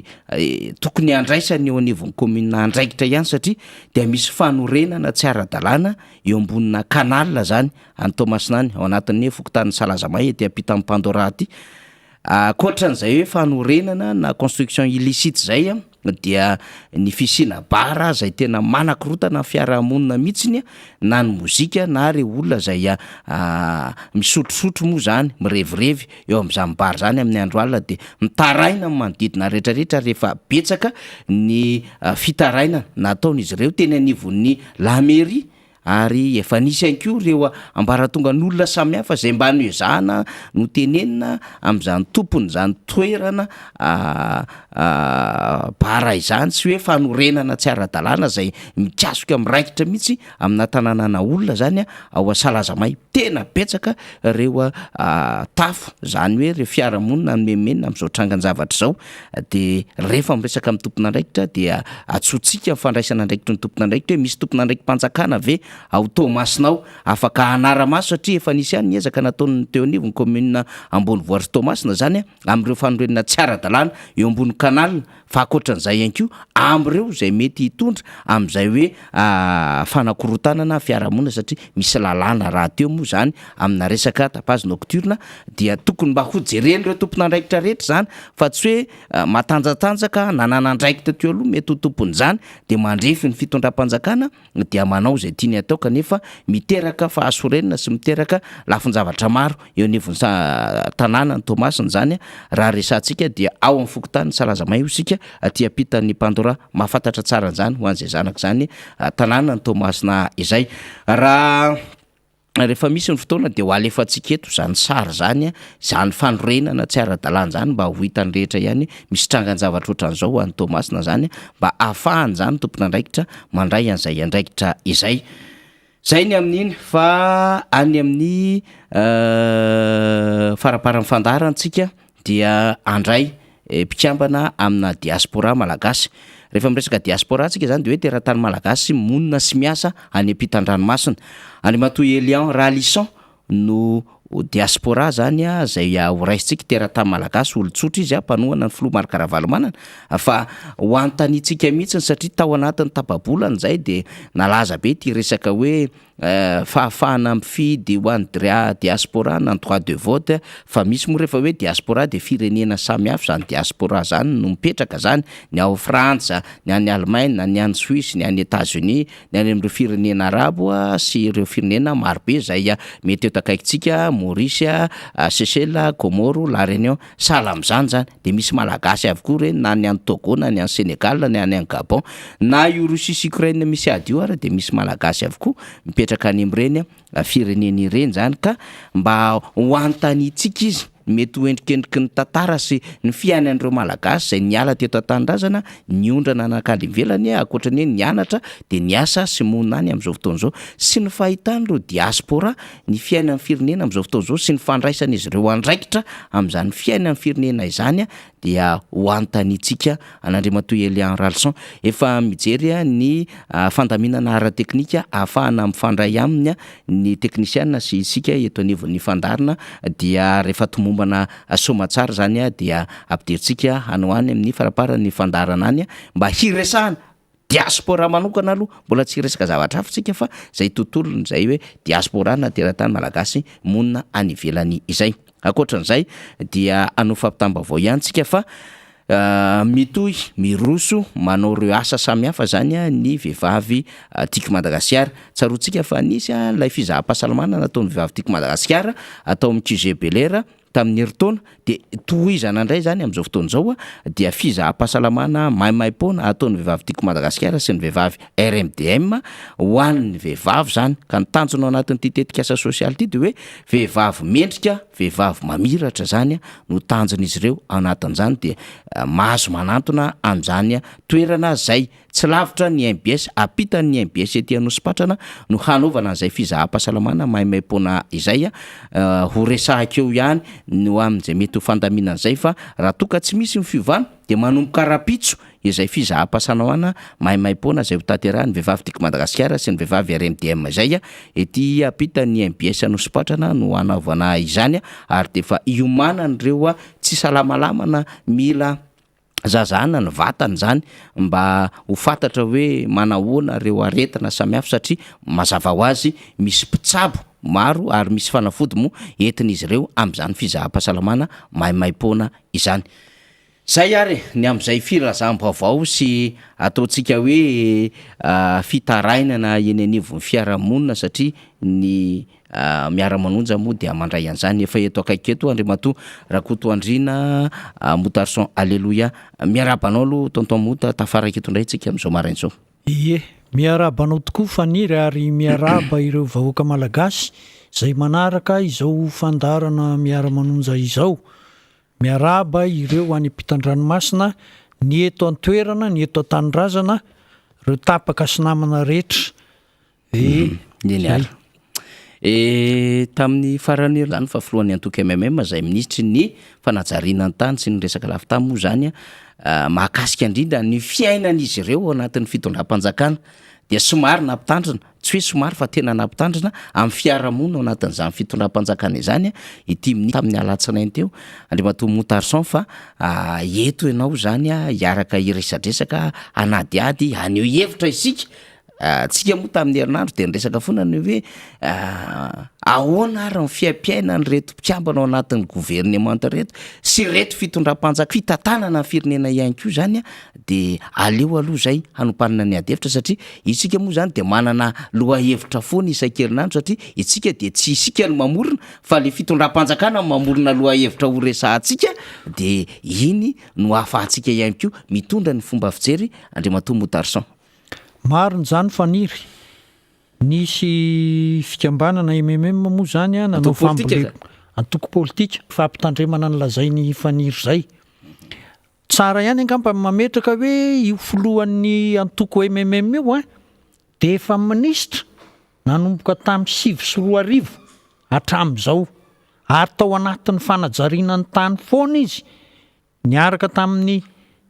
asa vavety fa tato amin'ny faraparany tato izy vao hoe fanajariana ny tany no ny andraiketany ny zavatra amin'ny fomba fiarahan'izy ireo ao anatin'ny fanjakana malagasy fa ny tsy de zay loatra vahoaka malagasy ny faritra rehetra trany Mampikony hatratia eto Antananarivo renivohitra na Antananarivo Atsimondrano Ambohidratrimo sy ny sisa mitaraina daholy amin'ny zavatra miseho amin'ny fangalan'ny vahiny tany tsaroana tamin'izany ny filazana fa na eto Antananarivo renivohitra raha vao misy tany mirefy lehibe de tsy anjaran'ny commune intsony no mife azy sy ny manome alalana fanorenana eo amin'io fa dia raisin'ny ministeran'ny fanajariana ny tany dia eo anatrehan'izay zavatra zay indrindra mazava zany zao hoe raha misy tany lehibe na eto Antananarivo renivohitra na any amin'ny commune samihafa de tsy maintsy ny ministeran'ny fanajariana ny tany no manome andraikitra manome alalana amin'ny fanatanterahana ny asa maro samihafa ho atao eo amin'izany toerana izany ka ny fanontaniana mipetraka ny zay ny tiako ampatsahivina tsy de le famaliny loatra amin'ny tsy mifampitandremana loatra ataony ao anatin'ny fanjakana hoe mitandrema fa nareo rery veny zao tsy zany fa zao raha ohatra moa zany avoaka avokoa ireo fanomezan-tany karana moa zany ny resahana sy ny olona mpanambola maro samihafa satria misy fomba samihafa mihitsy tsy manara-dalàna tsy manaraka fenitra araka ny tokony ho izy ny fomba azahoany reny olona reny le tany raha mba avoaka moa reny dossier reny ahoana ny mba zavatra miseho inona rehefa avoaka ny marinao aiza ny toerana misy anio departementan'ny fanajariana ny tany io mazava ve izy fomba namezana an'le tany ny fombafomba narahana ve ny procédure fangatahana le tany sy ny sisa ary nisy resaka ny fanaovana tamin'ireo olona ny toetra taloha teo amin'io tany io ve satria rehefa maheno anao miresaka le tany hoe lasan'ny olona tsy mifampiresahana akory zay de tonga de nanorona izy de nalandry zay tonga ny tafy mazava tsara ve ny fomba natao nanaovana an'izany zavatra zany sady fanapara-pahefana apetrako tsara le izy zay ny tena tiako fantatra satria zay ary zao tena tokony mba anao valandresaka ho an'ny mpanao gazety tahaka inona ataony tany amin'ny famboleka-hazo iny ny ministra tompon'andraikitra ny fanajariana ny tany anao hoe mazava daholo reo de avoaka mihitsy hoe zao prix vavidianan'le olona le karana na vazaha na gasy an'io tany itsy alarobitsy moa zany eo alarobia angery faniry misy olona miteny eo angena 5 millions raha metre carré misy mividy io misy ny Novotel io fa ohatrina ny nazahoany io Novotel io an'io tany ny travaux publics io any travaux Ary mbola publics. misy tany ihany koa zay nametrahany serenina fitoriana mbola Zany. mandeha amin'izao fotoana izao. Zany rehetrarehetra zany a zay ny tena tiana ho fantatra eto am'izao a fisehon-javatra zao so ny MMM fa nanao fambolekazo a so ny lehibe ny fanikabaro hoe nampitandrina ny fitondrana malagasy a de zao mampahatsiahtsika zay hoe ny tompona ndraikitra voalohany rery vahoaka malagasy amin'ny resaka fanomezana tany fanorena tany sy ny fivarotana tany a eto Madagasikara dia io departementany fanajarinany tany io ka mba miangavy zany anga ministra anao valandresaka ho an'ny mpanao gazety de hitondra support document ozy ny anina ohatra hoe Novotel ty reny anina ny quittance Zay mahabeady hevitra rehetra. zay mahabeady hevitra rehetra hoentiny eo ny proof de lazainy eo hoe zao ny fomba nanaovana an'io nisy fa misy olona ilika fotsiny ary mitaraina amin'ny radio samy hafa sy ny télé taraina ny olona hoe zay de tonga de nalana de lasa ny anina le tany no ny antony samy hafa eto amin'ny firenena zay le zavatra misehotra tri ny olona tsy de mahay an'le hoe mandeha any amin'ny fanjakana de manao enregistrement an'le tany sy fangatana le procédure de lasa misy fanararota-pahefana atao ka mangataka zany apetraka mazava tsara mangataka ny ministry ny fanajarinany tany mba hanao valandresaka ho an'ny mpanao gazety ary de efa hivatsy ireo misy dossier atsaoko hoe na 5 fotsiny ary hoetiny am'ireo tena goavagoavana ny Filatex Novotel ohatra de mba efa hoetiny eo no support document na tonga de efa atao softa anina de projet tena amin'ny zavatra mba ho hitan'ny olona hoe tena mazava io volany rotsaka tamin'ny trésor zay resaka hafa fa ny resaka hoe ny fomba procédure légale natao mbola hoetiny koa miprofo hoe de natao daholy ny fitsiriana an'le tany ny famorina olona ny fanazavana amin'ny olona sy ny etsetretsetra dia ho hita mazava eo fa rehefa vitan'zay dia tena marina tokoa fa tena tompona andraikitra be ty ministra ny fanajariana ny tany ty ary de mazava tsara ny zavatra nataony sombony kely manko zay resanao zay ndre matomotarson satria tsarotsika tsara tamin'ny ranobe teto Antananarivo renivohitra fanomboan'ny fahavaratra dia ary mbola hitatsika tamin'ny omaly dia nisy ny adevitra maro samihafa mikasika ny hoe fanotofana tany taorinan'izay de naneho hevitra ny ministra zay nresanao teo ny aminy hoe tsisy maharatsy ny fanotofana tany any satria fanotofana tany daholo na tonga nano 67 hectara sisisy de hiteny zany le ministra amin'ny zavatra andresany hoe mety lay ramble zany nefa hadevitra mila sokafany zany satria anisany mahatery ny fivoahan-drano rehetra manodidina n'Antananarivo renivohitra indrindra moa ny amin'ny fomba fiara-miasa ny commune na Andrenivohitra na Ambanivohitra sy ny fanajariana tany ny amin'ny fomba fanomezana an'izany permis anaovana fanotofana tany zany betsaka moa no resantsika ao anatin'izay sy ny fomba fahazoana tany ihany koa any amin'ireo tany samy hafa ireo raha tsy hitentsika ohatra hoe ny any Sofia ny any Atsirana na ny any Tomasina ny any Mahajanga marobe manerina Madagasikara ka sombony ihany netinao teo ndre matomotarson ao anatin'izany hoe mba tsara ihany nitondrany fanazavana amin'ny fomba mangarara hoe mba kilinina ihany koa ve ao anatin'izany departementany tantany zany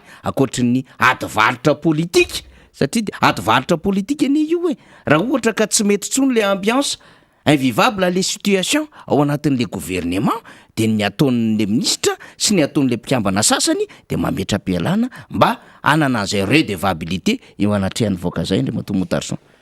mariny zany faniry fa mahatsiaro fa ny resaka étude environnementale tsy any amin'ny minina na ny forêt ihany misy zany zavatra zany fa eto amin'ny construction ka ianao miresaka hoe miteny ministra hoe fanotofana tany inge tsy zao na izao hoe miala tsiny fanotofana tany misy impact foana misy impact foana de nanao étude d'impact tena le environnemental ve le olona anao construction fa lasa any anaty tranony olona ny rano satria am'le tatatra mety voatototra hatramin'le tatatra tsy ny velomina tsony le tatatra andehanan'le rano fa dia navela fotsiny amin'izany fa de tonga de natao tamboho de le hoe vodin'le tamboho lasa any amin'le tatatra dolo le anina de zay ka zao ny fanotofana tany a marina fa hoe azo atao zany fa zao tapitra nanao daholo ve étude impact environnemental ireo a olona nanao trano reo sady ny trano fotsiny nataony a fa de zay andehanana any andany zao a rehefa mijery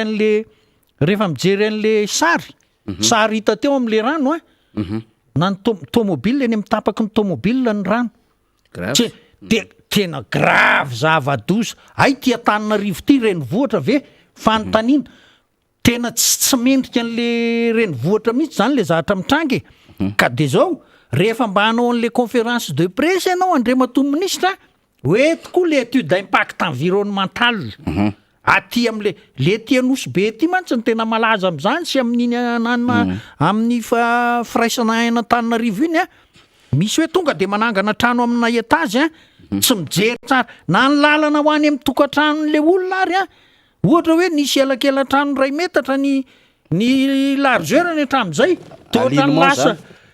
lasa tena atsasa metatra sisa le izy a fa tsy nisy ny respectena tsony ny tsika zay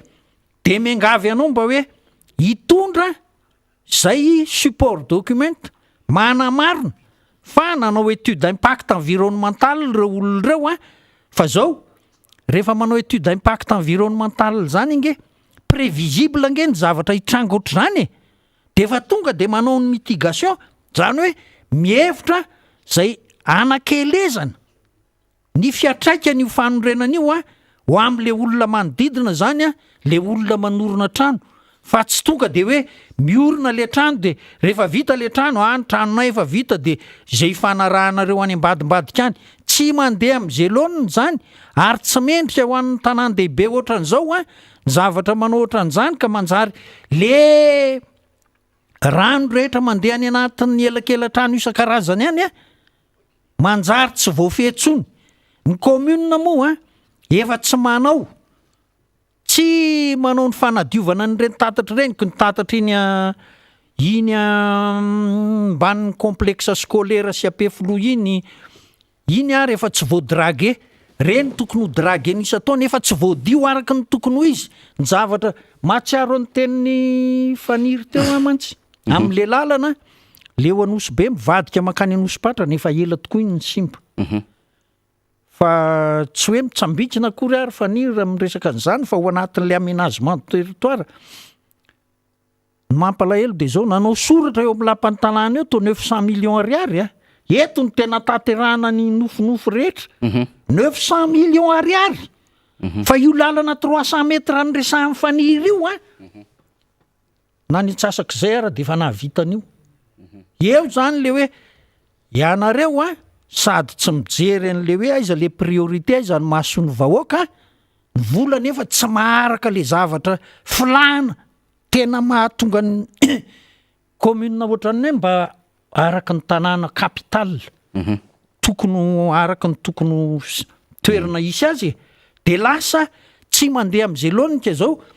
ny ministèran'ny fanajariana ny tany satria izy koa ny travaux publics ho hatramin'izay fa voatatoato izy ange vao nalana tena tokony iantso mpanao gazety fa tsy ny fifandomana mety mitranga ao anaty gouvernement iny ange fa fantatry ny olona hatramin'izay hoe misy tsy fifanarahana ao tsy vaovao amin'ny olona reny miteny an'izany ianao Andriamatoa Ministra ho tombontsoanareo MMM zany fa tsy de an'ny vahoaka malagasy fa hoeto ny dossier rehetra mahakasika ny fanajariana ny tany sy ny fivarotana ireo tany be de be lasa ny karan'ireo hoeto dôly de ataovy ny conférence de presse de ho hitantsika eo ny marina zay eny ary efa miresaka gouvernementa ihany tsika miresaka départementa tsika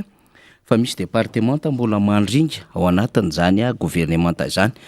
efa nresahantsika teto ihany Andriamatoa Motarson nandritra ny fotoana lavalava zay nanaovantsika ity fandarana ity indrindrindra taoriana nitsangana ny gouvernementa ny olana eo anivon'izay hoe secteur minier zany na ny tontolon'ny arena kibony tany ito moa zany de azo lazaina hoe secteur manodidididina amin'ny mialaina pour ne pas dire hoe efa mitady ho faty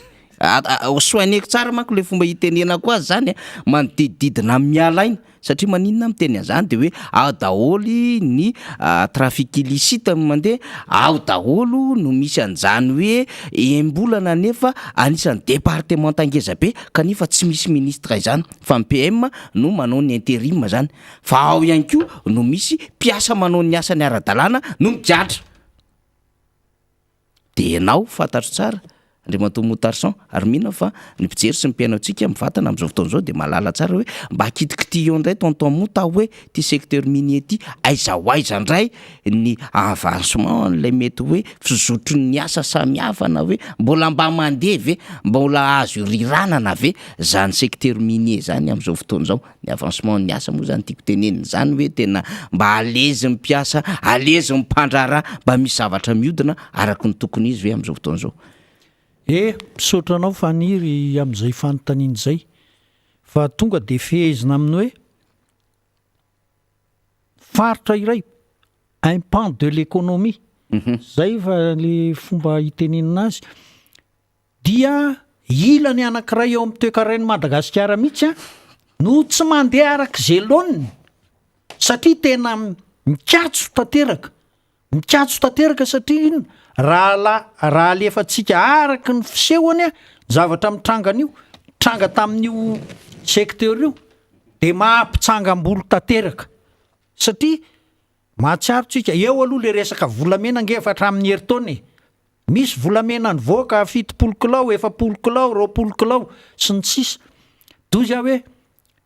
ny olona moko miresaka hoe volamenantsika malagasy tsy de azoko loatra aloha le hoe tsika malagasy teto amintsika malagasy fa reny volameny reny matoa efa ohatran'ireny de nisy nividy reny de nisy nanepo reny de nisy nanao ataky asida le volamena de tonga am'le lingot izy efa de tena fatratra mihitsy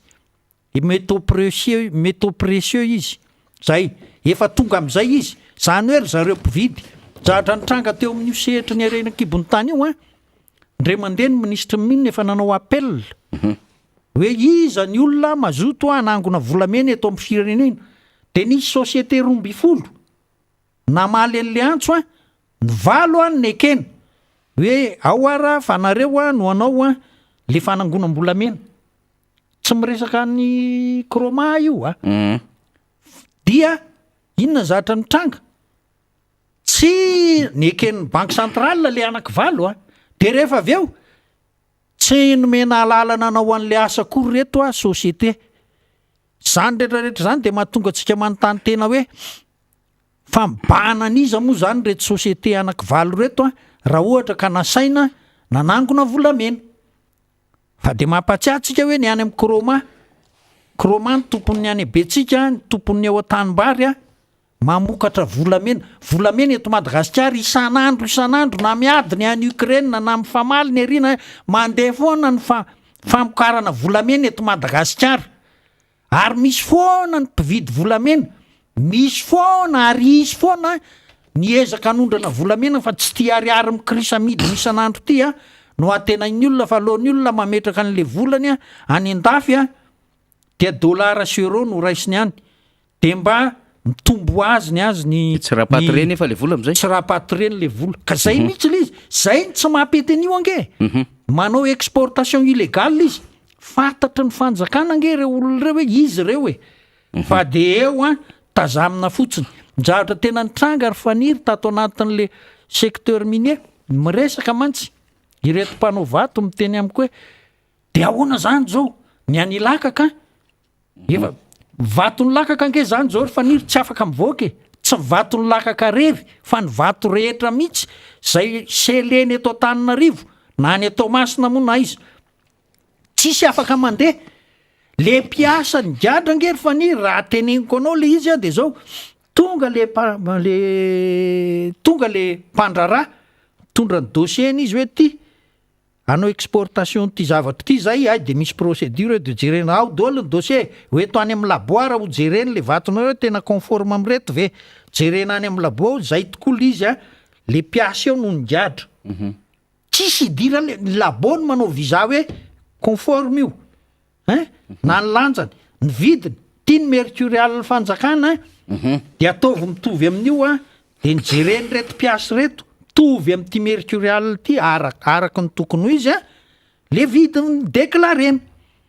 de rehefa nalevany de nampiakariny any amin'ny lehibe chef de service sy ny directeur de ny soniaviny reny hoe mahazo mandeha ty faradalàna de reto le mpiasa kely reto no gadrainy satria naninona ny gadraina tonga teny vato zavatra io tonga le olona tompom-bato vatsaripity 925 grammes iny le 900 tonga le olona ny vato a tondra le dossier amin'ny douane dia io le izy ty conforme tsara de zao eto le izy tena mahagaga ary faniry ny zavatra enitsika tam Facebook sy ny fampalalam-baovao réseaux sociaux ozy ny fitenenana zavatra tena nahagaga de zao douane sy gendarme teny vato no nilaza tam fanjakana zatsy ny teny hoe milaza tam minina hoe misy an'izao fa raha amin'ny filazan'le réseaux sociaux laza tamina ministra anankiray de nikenday ny vato rehefa nikenday ny vato de nifanaraka tany ananina tany araky le reny tao anaty réseaux sociaux hoe nandoa 400 millions ariary dia rehefa nandoa 400 millions ariary de nalefa ihany zany tonga any anaty roplanina le olona le ministra ndray ny antso ministra hafa avoaka de navoaka ndray le olona de mbola nitakina 400 mbola millions tsy ariary vita io dossier io am'izao fotoana zao vao maika ara ny lasa lavitra ka tsy ho vita mihitsy ange io ry faniry tsy ho vita io satria maninona io tsy ho vita base juridique an'io zany ara-dalàna ny tokony higadra ange zany izy le tsy hoe tokony higadra aloha ngamba tsy tonga de zany kosa fa zao hoe raha mandeha ny fanadihadiana le gendarme sy le douanier jerevana aloha hoe aiza ny taratasy anananareo nazahoanareo nanao saisie an'io zavatra io de eto am'le pasipasy am'le orfaniry zay ange le tena hoe Cosa Nostra ministra anankiray no nilaza hoe aty ndresahan'ny olona moa hoe karana fa tsy karana zany ange reo olona reo fa Sri Lankais karana sy ny Sri Lankais sahala merina sy ny ambany andro sahala am'izay raha ohatra ampitainy de le ministra anankiray nilaza tamin'ny ministra anankiray hoe misy an'izao any de nanonovindray de azo de ohatr'izay de nandeha mifampirarana de farany tsy nanaiky tsony reto de ohatra ny voaka ohatr'izay le resaka io ka rehefa hitanareo am'izany tena ohatran'ny hoe misy tsy kombakomba tsy kombakomba lehibe mihitsy fomba angalam-bola am'reto mpisehatra eo amin'ny arenan-kibony tany ary tena milaza aminao ary firy fa na ny olona ny ilaka kary am'izao sahirana ahoana ny fomba moana an'le vato fa de misy foana ny mazie zany ange misy foana tantomasina raha mo vato valo conteneur nandeha ho azy am'izao de zany zava-misy eto Madagasikara ny azontsika resahany zany ny akoatry ny ady any amin'ny carrera Andriamato Motarson ny ady any amin'ny carrera ny hoe ato ny gouverneur miady fa misy vato ohatran'izao idina misy te amoka sy ny tsisy ny vato eny an-dalana misy manodana sy ny rehetrarehetra fa zao za te hiresaka kely any ty lafin-javatra anankiray ty momba ny Ukraine satria Ukraine io zany dia pays à vocation agricole mitovy ihany a Madagasikara ray iny fa faharoa koa de hoe matanjaka ny azy ny mine de rehefa miresaka an'ity zany satria fantako Andriamato Motarson fa anisany mahalala betsaka ny mine ianao satria 70 taona ny lomany tao anatin'io ary nitety any Madagasikara sy izao tontolo zao tompony ho antsika manko zay satria manana consultant eto zany tsika momba an'izany tontolo ny arenan-kibony tany zany de tiako ny amierina an'ity fanadiadiana nataona olona ray ity zany mikasika indrindra ny resaka mine zany any Ukraine zany anisany mahatonga ny Russie manao an'io ataka be io satria hoe stominy ao anatin'le fédération ny Russia Ukraine de mandeha daholo le ady rehetrarehetra ray zany de hoe anisany première réserve européenne izy amin'ny uranium zaratsika mandika misy uranium ve sa tsisy uranium tsika deuxième réserve européenne izy mikasika ny titane ary 10e réserve mondiale Ukraine zay resantsika zay de deuxième réserve mondiale izy amin'ny manganèse zay manana 2,3 milliards de tonnes am'izao fotoana zao soit zany 12% réserve mondiale ny manganèse eto ambony tany dia ao Ukraine misy azy dia deuxième réserve mondial izy amin'ny fer.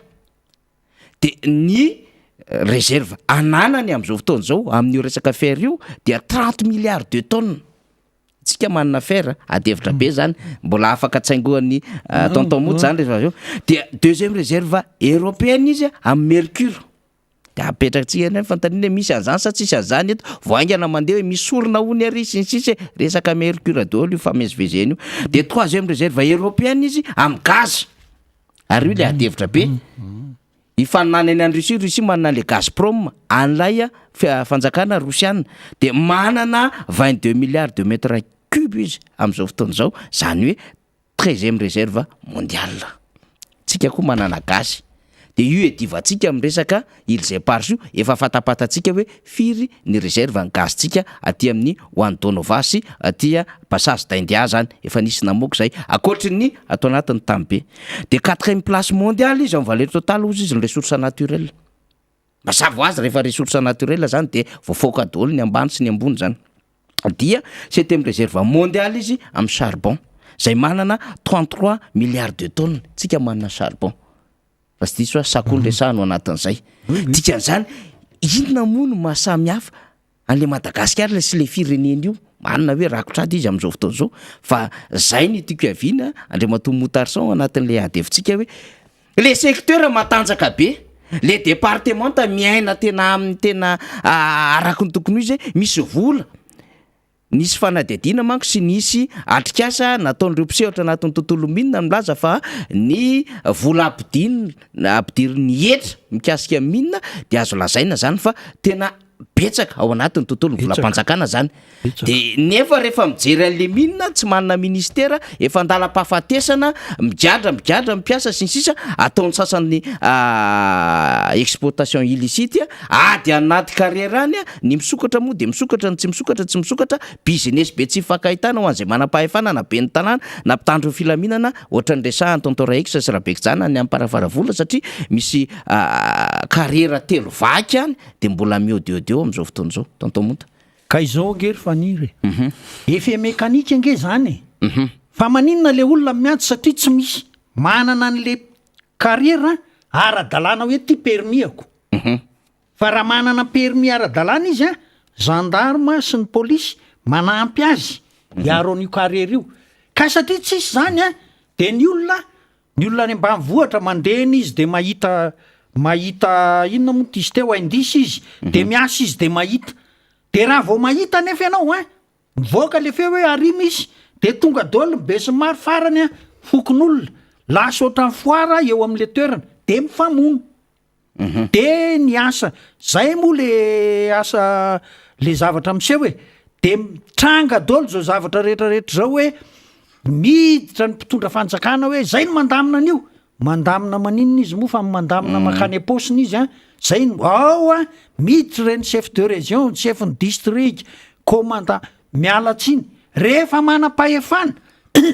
miditra daholo amin'io sehatra io raha vao misy toerana ahitana vato. De ohatra zany amin'ny faritra Zahamena iny atsinanana Ambato soratra atsinanana Ambatondrazaka iny miala any Didy makany Merimandroso any amin'ny Ruby de lasa zany misy miambina ao, misy mpitandro ny filaminana miambina tsy azo dirana iny fa manjary maty le ala fa zao miditra andro zareo de izy mba ohatrany hoe mba te manome kely an'le inona moa ty le polisiny commune sy ny etsetra reny de mba miditra any le olona miasa vato de mahita de ohatr'izay. Fa zao zahatra mitranga ngery faniry de zao hoe tena kamboty le secteur minier. Fa maninona président nge ny teny hoe najaniko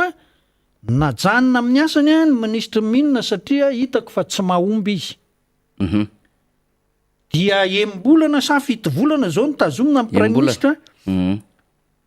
tsy mahomby kio nge raha fijeriko manokana ngia président tsy nahomby kio zao ara tsy mandeha le izy tsy misy permis mivoaka hiady ary famono mihitsy ny olona nge raha izao no mitoy atao anatin'ny fahantrana mahita carrière ianao ny any amparafaravalona moa zany no hitatsika fa ny toerana ahitana beril nge feno iny faritra Tsirabe sy anona rehetrarehetra akazo be feno difa moa ny taokazo be moa le indray taona le hoe nisy nitifitra mihitsy de ohatr' zany ka zao reo olo reo tsy afaka miasa ao anatin'ny ara-dalàna satria tsy mamoaka permis ny fanjakana de raha ny compagnie lehibe indray ohatra ny resaka resahana teo hoe ny amin'ny ferangentsika zao manana ny soalala marina hoe 600 millions de tonnes tsika miteny hoe efa ngeda be neny Ukraine zany 4 milliards de tonnes ny cimenterie tsika tsy mandeha tsony satria maninona tsy misy énergie ka mila broyena de mila pulvérisena le matière am'le ciment nefa eto daholo le matière eto hoe misy importena ihany fa vitsy tsy afaka manao an'le ciment tsony izy satria ny énergie tsy misy nefa zay ny force an'ny industrie de zao takina etra foana izy nefa tsy mamokatra zay nge ny problème ny ahoatsirabe ny croma janona tsy ny asa ny exploitation am croma lazaina am'le ohatrany hoe exploitation a ciel ouvert natao puits zany de rofiny ty zao ny janona tsy ny asa elaela krisa reto tany reto rehefa be de be ny croma Bréville iny fa ny croma périmètre be tsika misy mandeha ihany ka iny volamenaka eka fa nefa tsy mbola nandray karama 21 mois le anina le piasy tenin'Andriamanitra mihitsy miteny hoe eloko areo mihitsy ny tsy mahameny karamany piasa zay ampiasainareo de inony tizy teo zany ny bestuliara zavatra efa tokony andeha mampalahelo am'le bestuliara nge misy QMM eo modely azony olona rehetra jereny ma ireo hoe solombavam-bahoaka na ny chef de région jerevo ny zavatra mitranga ao amin'ny QMM de ampitao raha ohatra misy zavatra mampatahotra anareo ny ONU tsisy lavaka 100 metatra zany ho atao ao anatin'ny bestuliara alao izy hiasa zao nge faniry io secteur minier io nge ka mampiasa olona eo amin'ny ray tapitrisa sasany eo mampiasa olona zany ny secteur minier ny manao zema ny amin'ny industrie ny amin'ny resaka hoe ohatrany hoe cristal sy ny rosy isan-karazany mbola zany ko mbola misy mbola lapidera sy ny etsetretsetra tsy afaka hanondrana daholo reny nefa be debe de zao ka amboty le fanjakana malagasy tena hita mihitsy hoe tsy manam-bola ny zavatra sehatra tokony ampidi-bola azahoany revenu redevance sy ny impôt TVA ho an'ny compagnie minière sy ny etsetra na ny olona tsy misy miditra am'zelona de eo izy sahiram-bola lasa zao ny Fransa nanaova fanarahana hoe tsy mandohany zao nareo zao nareo ho vainy tanteraka le izy ka lasa manjary manahirana le izy lasa tena oka tsy teny zavatra hafa ry faniry eny ary mazavazava zay ndre matomotarson fa resantsika amin'ny fotoana manaraka zay satria départementa roa zany am'izao fotoana zao zay tsy mbola fahita zany eny zareo miteny hoe tao anatin'ny 80 taona tsy fahita io mihitsy nge ry zareo manao azy hoe ahoana ny eritreretinao ny minina sy ny justisy dia tsy manana ministra fa intérimaire mandeha eo sy mampandiodina ny raha am'izao fotoana zao de ianao nefa mieritreritra anatratra tanjona de le gouvernement isaky ny ambolana zao zany manko efa mamofopofona ndray efa mandeha any fivorivorina ny solombavam-bahoaka ny ariam de ina moa zany le état-major politique any zareo anatin'ny fitondrany ny arian'lay mouvance présidentielle le mpanohany io zany hoe tsy isevitra fa tena tsy maintsy tonga amin'ny fanovana gouvernement ty de asa izay ve natonga nga premier ministre ny teny manao hoe tsy ho latsaka ho fidina ho filopirenena satria sao de izay no mizene an'lay mpanohana an'le fitondrana am'izao fotoana zao de ny anazy nataony tonga le hoe zange tsy rotsaka zany mbola adevitra afo zany rehefa tonga ny ana nga premier ministre miteny hoe za tsy rotsaka hofidiana ka ianao tsy fantatro na 0,7 na 8 na tsy haiko 3 ngamba raha any lany eo dolo ko mipaisokady mba nangonina raha ohatra irotsaka ianao de normal la effet mécanique zany fa nytiako resahana hoe ao anatin'ny fihetsiketsehana fanovana gouvernementa zany zay ny tiana ho resahana fa zao nge tsy manana programme nge io fanjakana io faniry tsy ny ala tamin'ny PEM plan d'engagement Madagascar plan na développement zany de niditra amin'ny PIM plan émergence ny tena tenema plan d'émergence fa zao niditra amin'ny PIM le plan industriel multisectoriel de gaga ny olona inona indray ary ty lazay ty fanja en fait ny tena izy hoe mangataka expert mampimengery faniry zange mahafantatra hoe misy expert ao ary olombanina le expert ao aminy fa izy ka le izy ny olona hafahafa ve aiaraka amin'ny tsy hafahafa de tsy mety le izy de zay ka tsy anova gouvernement izy olona hafahafa dôly no mpisesika hiditra ao programme tsisy de zao nisy olona tafaresaka tamiko expert ambaniresany ianao hoe mba mazoto makaty Madagasikara dozy hoe fangaro ozy manana programme tsy manana projet reo ve ozy manana hoe taux de scolarisation ohatra hoe 70% zao ho apakarinay 80% na 85% ohatra zay ny programme mba manana ohatran'izany ve reo sany hoe andoko EPP amin'ny orange de anao tafo tsy zany nge programme amin'ny éducation faniry fa de zay no zavatra azo nentina teto aminareo vahoaka fa dia mametraka veloma ny tenanay ary de mirary fiadanan'ny tompo ho amintsika menakavy mampahery mandrakariva ny olona any amin'ny faritra atsimo atsinanana any engany mba ho afaka ny misakana rehetra amin'ny lalana vondrozo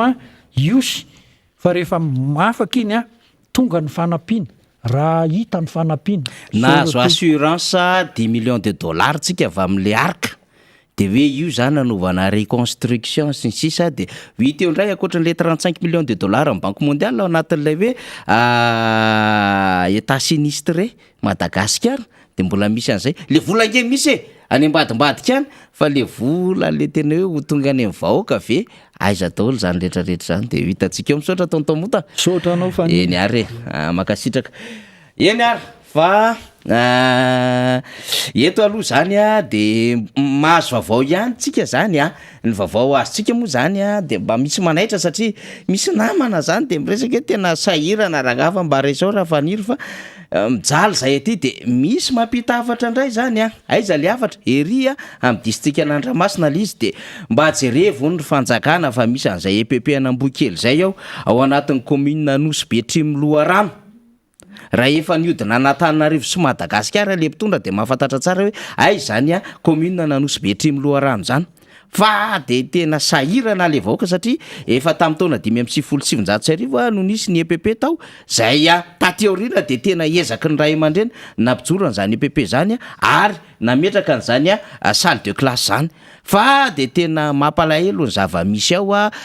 rehefa nandalo ny rivodo za teo reny de nilasa daholo ny tafo nefa talohan'izany nanomboka tany amin'izay taona 570 resantsika zay ny fikarakarana fikojakojana amin'ny EPP io de ny ray aman-dreny mpianatra no tena nikarakara azy tao anatin'izany fotoana rehetra izany na io resaka W na io resaka tafo na io resaka rindrina na resaka mpampianatra ary de subvention zay omen'le ray aman-dreny eo an-tanàna nikarakaran'izany inona moa zany de ny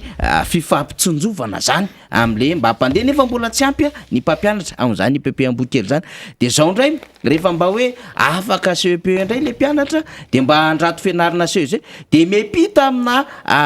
tetezakazo manodidina ny 700 kilometatra mahery eo fa rehefa tonga ny rano be difotra indray le tetezakazo de lakana indray ny ampitana de sahirana satria eo apita eo vao misy an'le CEG ny sabotsy manjaka vahoaka ho an'izay mahay ny district an'Andriamasina de malala tsara zany ty teneniny zany de mba manao antso zany ro ray aman-dreny mpianatra hoe raha mbola tany misy fanjakana eto aza varina amin'ilay ety amoron-dalana tazamason'ny EPP manara-penitra ianareo fa fataro fa misy tena ezaka marobe any ambanivohitra any misy EPP marobe mila karakaraina ary misy zana-bahoaka mijaly any ambanivohitra any manao ny entso zavatra ary niezaky ny ray aman-dreny mpianatra no mahatafita sy mahatsara n'ireny zazaka malagasy reny ka mba jerevo re tompoko araky ny tena fiangaviana sy ireo afatra marobe zay tonga ety amintsika marobe izy fa nitsika moa de miezaka no manangona azy eny ary efa eto akaiketo ny solombavambahoaka ny Madagasikara voafidy tetsy amin'ny boribory tany fahadimy alimatoa rahazafon'olona razafy tsy miala fetra zany député fetra sady filohan'ny volona parlementaire ny antoko tiako Madagasikara de iaraba ny député fetra aloha zany tsika satria marobe ihany koa tsika any ivelany any ampitan-dranomasina any miandry izany eo de hoe député fetra ny eo androany de mba paseho kokoa amin'ny député fetra de atsipy aminao zany mba tsy abe ekipa aloha député. Misaotra anao namana faniry amin'ny fanomezana ny fitenenana dia ao anatin'izany koa no iarabana sy anolorana ny kopakopa tanana sy ny araba tsika rehetra indrindra ireo le namana zay napita ny afatra voaray ny afatra ka dia kopakopa tanana ho anareo rehetra na ny eto atoerana indrindra nareo any ivelany ihany koa zay manaraka tsy tapaka izao fandaharana miara-manonjy eto amin'ny MBS izao. Ny fotoana androany namana faniry tonga dia ambarako meloa fa misy ny fotoana zany zay tsy maintsy hovonjena dia tsy afaka mivalapatra tsika tsy afaka hivalapatra nefa na izany naty zany mahatsiaro manana didy hatrany manoloana ny zava-misy eto amin'ny firenena zay hitondrana fanairana isitomana lakolosy hitsofana kiririoka ary tena nylorana karatra mena mihitsy ara ty mo maintimainty ty karatra mena mihitsy ho an'ilay mpitondraka ho avy amin'izay tsika rehefa avy eo. Zay indrindra ny actualité aloha zany nomaly satria tsy maintsy miresaka an'le actualité zany tsika de satria mbola mitodika an'le Ukraine sy any Russie ndray adevitra ny vaovao aloha paseho kely amintsika fotsiny amin'izao fotoana zao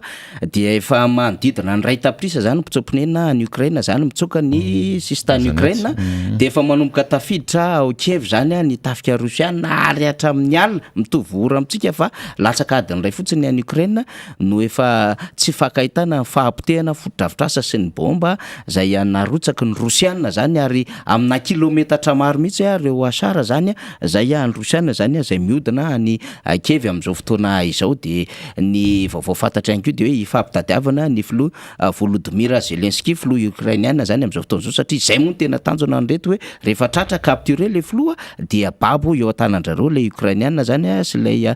firenena Ukraine zany. Zay ny amin'iny fa zay mihitsy ny antaniko ny député fetra satria nanao lobbying nakaty amin'ny fitondram-panjakana avokoa zany ny any avy aty amin'ny tandrefana na ny ambasady ny Rosia zay tonga tany ministre ndraraham-bahiny omaly de fakomaly moa zany de namoaka fanambarana fitondram-panjakana hoe manara-maso akaiky tsika ndray zany no mijery an'izao tontolo zao fa tsy izao tontolo zao no mijery atsika manara-maso akaiky ny zava-misy sy ny fivoarana fa de hoe miara-miasa amin'ireo firenena rehetra io fa de tsy momba ny atsy tsy momba ny ero iny ny vali teny ofisialy ny prime ministre no mitondra zay fa tsy ny filohan'ny repoblika sady tsy ny lehibe any diplomatie malagasy zay ministre ndraraham-bahiny aloha tonga de itsiny ny hevitra député fetra. Zay mihitsy mifanody tsara amin'ny zavatra neritreretiko hoe hijabaka indray reto olona ireto ampiseho ny tsy fananany azon-damosina indray reto mpitondra ireto satria araky ny teny namana faniry zay dia ny filoham-pirenena le antsony ny teny frantsay hoe domaine réservé any filoham-pirenena ndreny toejavatra sy ny fandraisana fitenenana sy ny fanambarana zay atao amin'ny anaran'ny fanjakana malagasy ny firenena malagasy manoloana zany hoe ady sy zava-misy any Ukraine zany zay fandonan'ny Ukrainianina sy ny Rusianina. Ny zavatra nahagaga mihitsy de ny prime ministre no nalefa tsy ny ministre ny raharaham-bahiny le ministre étrange ozy izy ny zavatra retsika tatoato foana fa misy zavatra étrange mihitsy eto amin'ity tsy sasatry ny misy tranga étrange sy hafahafa mihitsy eto amin'ity fireneny ity izay ny teneniko hoe tsy misy azon-damosina itsika bitika araky ny teny namana faniry teo tena ny bitika indrindra tsy hoe bitika fa ny bitika indrindra manera-tany no mba hoe manara-masony sy manara-maso ny fivoarana ny toedra raha mahamenatra le izy tsy tena hivalaparako fa izao ndray mety anao anarany fiatraika an'izay ny tena aloha zany hoe de izao hoe tsy mety ny fitondrana ankehitriny io izay efa tena hoe mampijaly sy mampahory vahoaka noho ny tsy fahaiza manao no ianjadinina iarana zay le hoe fanapahan-kevitra ny raisiny izay na ny tsy fifehezana n'le atao hoe diplomatie na le fifandraisana iraisam-pirenena na le atao hoe relation internationale fa ny vahoaka malagasy zay efa iarahantsika malala fa mivelona amin'ny resaka aide budgétaire ny 20 isan-jato fanampiana avy any ivelany avy amin'ny mpamatsy vola ka ireo ninina ny teneniny teo fantatra mihitsy fa ny alabala le filoha-pirenena tsy sanany ray andraikitra nefa voaingana ny nandefa ny ministry ny fiarovam-pirenena Tandrosia. tandrosia asa inona moa nataony tany fa ohatrany janonao tsy ambaratelony izy mianakavy ny hafa koa ny fihetsakilany a tsy azo ialana ny koa reto mpamatsy vola mahazatra izay nambarana ny tany amin'ny fotoana taona vitsivitsy lasa tamin'ny fotoana anaovana fampelezan-kevitra fa tsy ilay nitsony io eo mahatonga amin'ny teny tsy manana azo ndamosina raha izao mpitondra misy amin'izao fotoana izao ka za tsy valapatra amin'iny satria araky ny teniko teo a manana fotoana mbola tsy maintsy hovonjena afaka kelikely eo nefa iezaka ihany hitondra fampizara vaovao amintsika ka izay no hevitra amin'ny akapobe no mahakasika an'iny iny any iny hoe zay tsy fananana azo ndamosina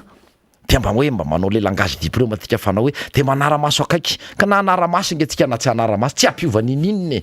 tsy ho asiany olona siry sika fa tonogotiny rano any anaty ranomasina raha zao hoe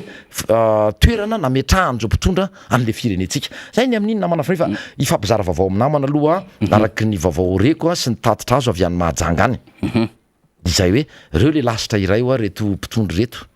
lasitra iray izy rehetra eo na ny eto amin'ny commune urbaine Antananarivo na ny commune urbaine Mahajanga na ny fitondrana foibe amin'ny akapobeny dia mitovy le fomba fanao satria inona ny zava-misy any Mahajanga any am'izao tsika miteny zao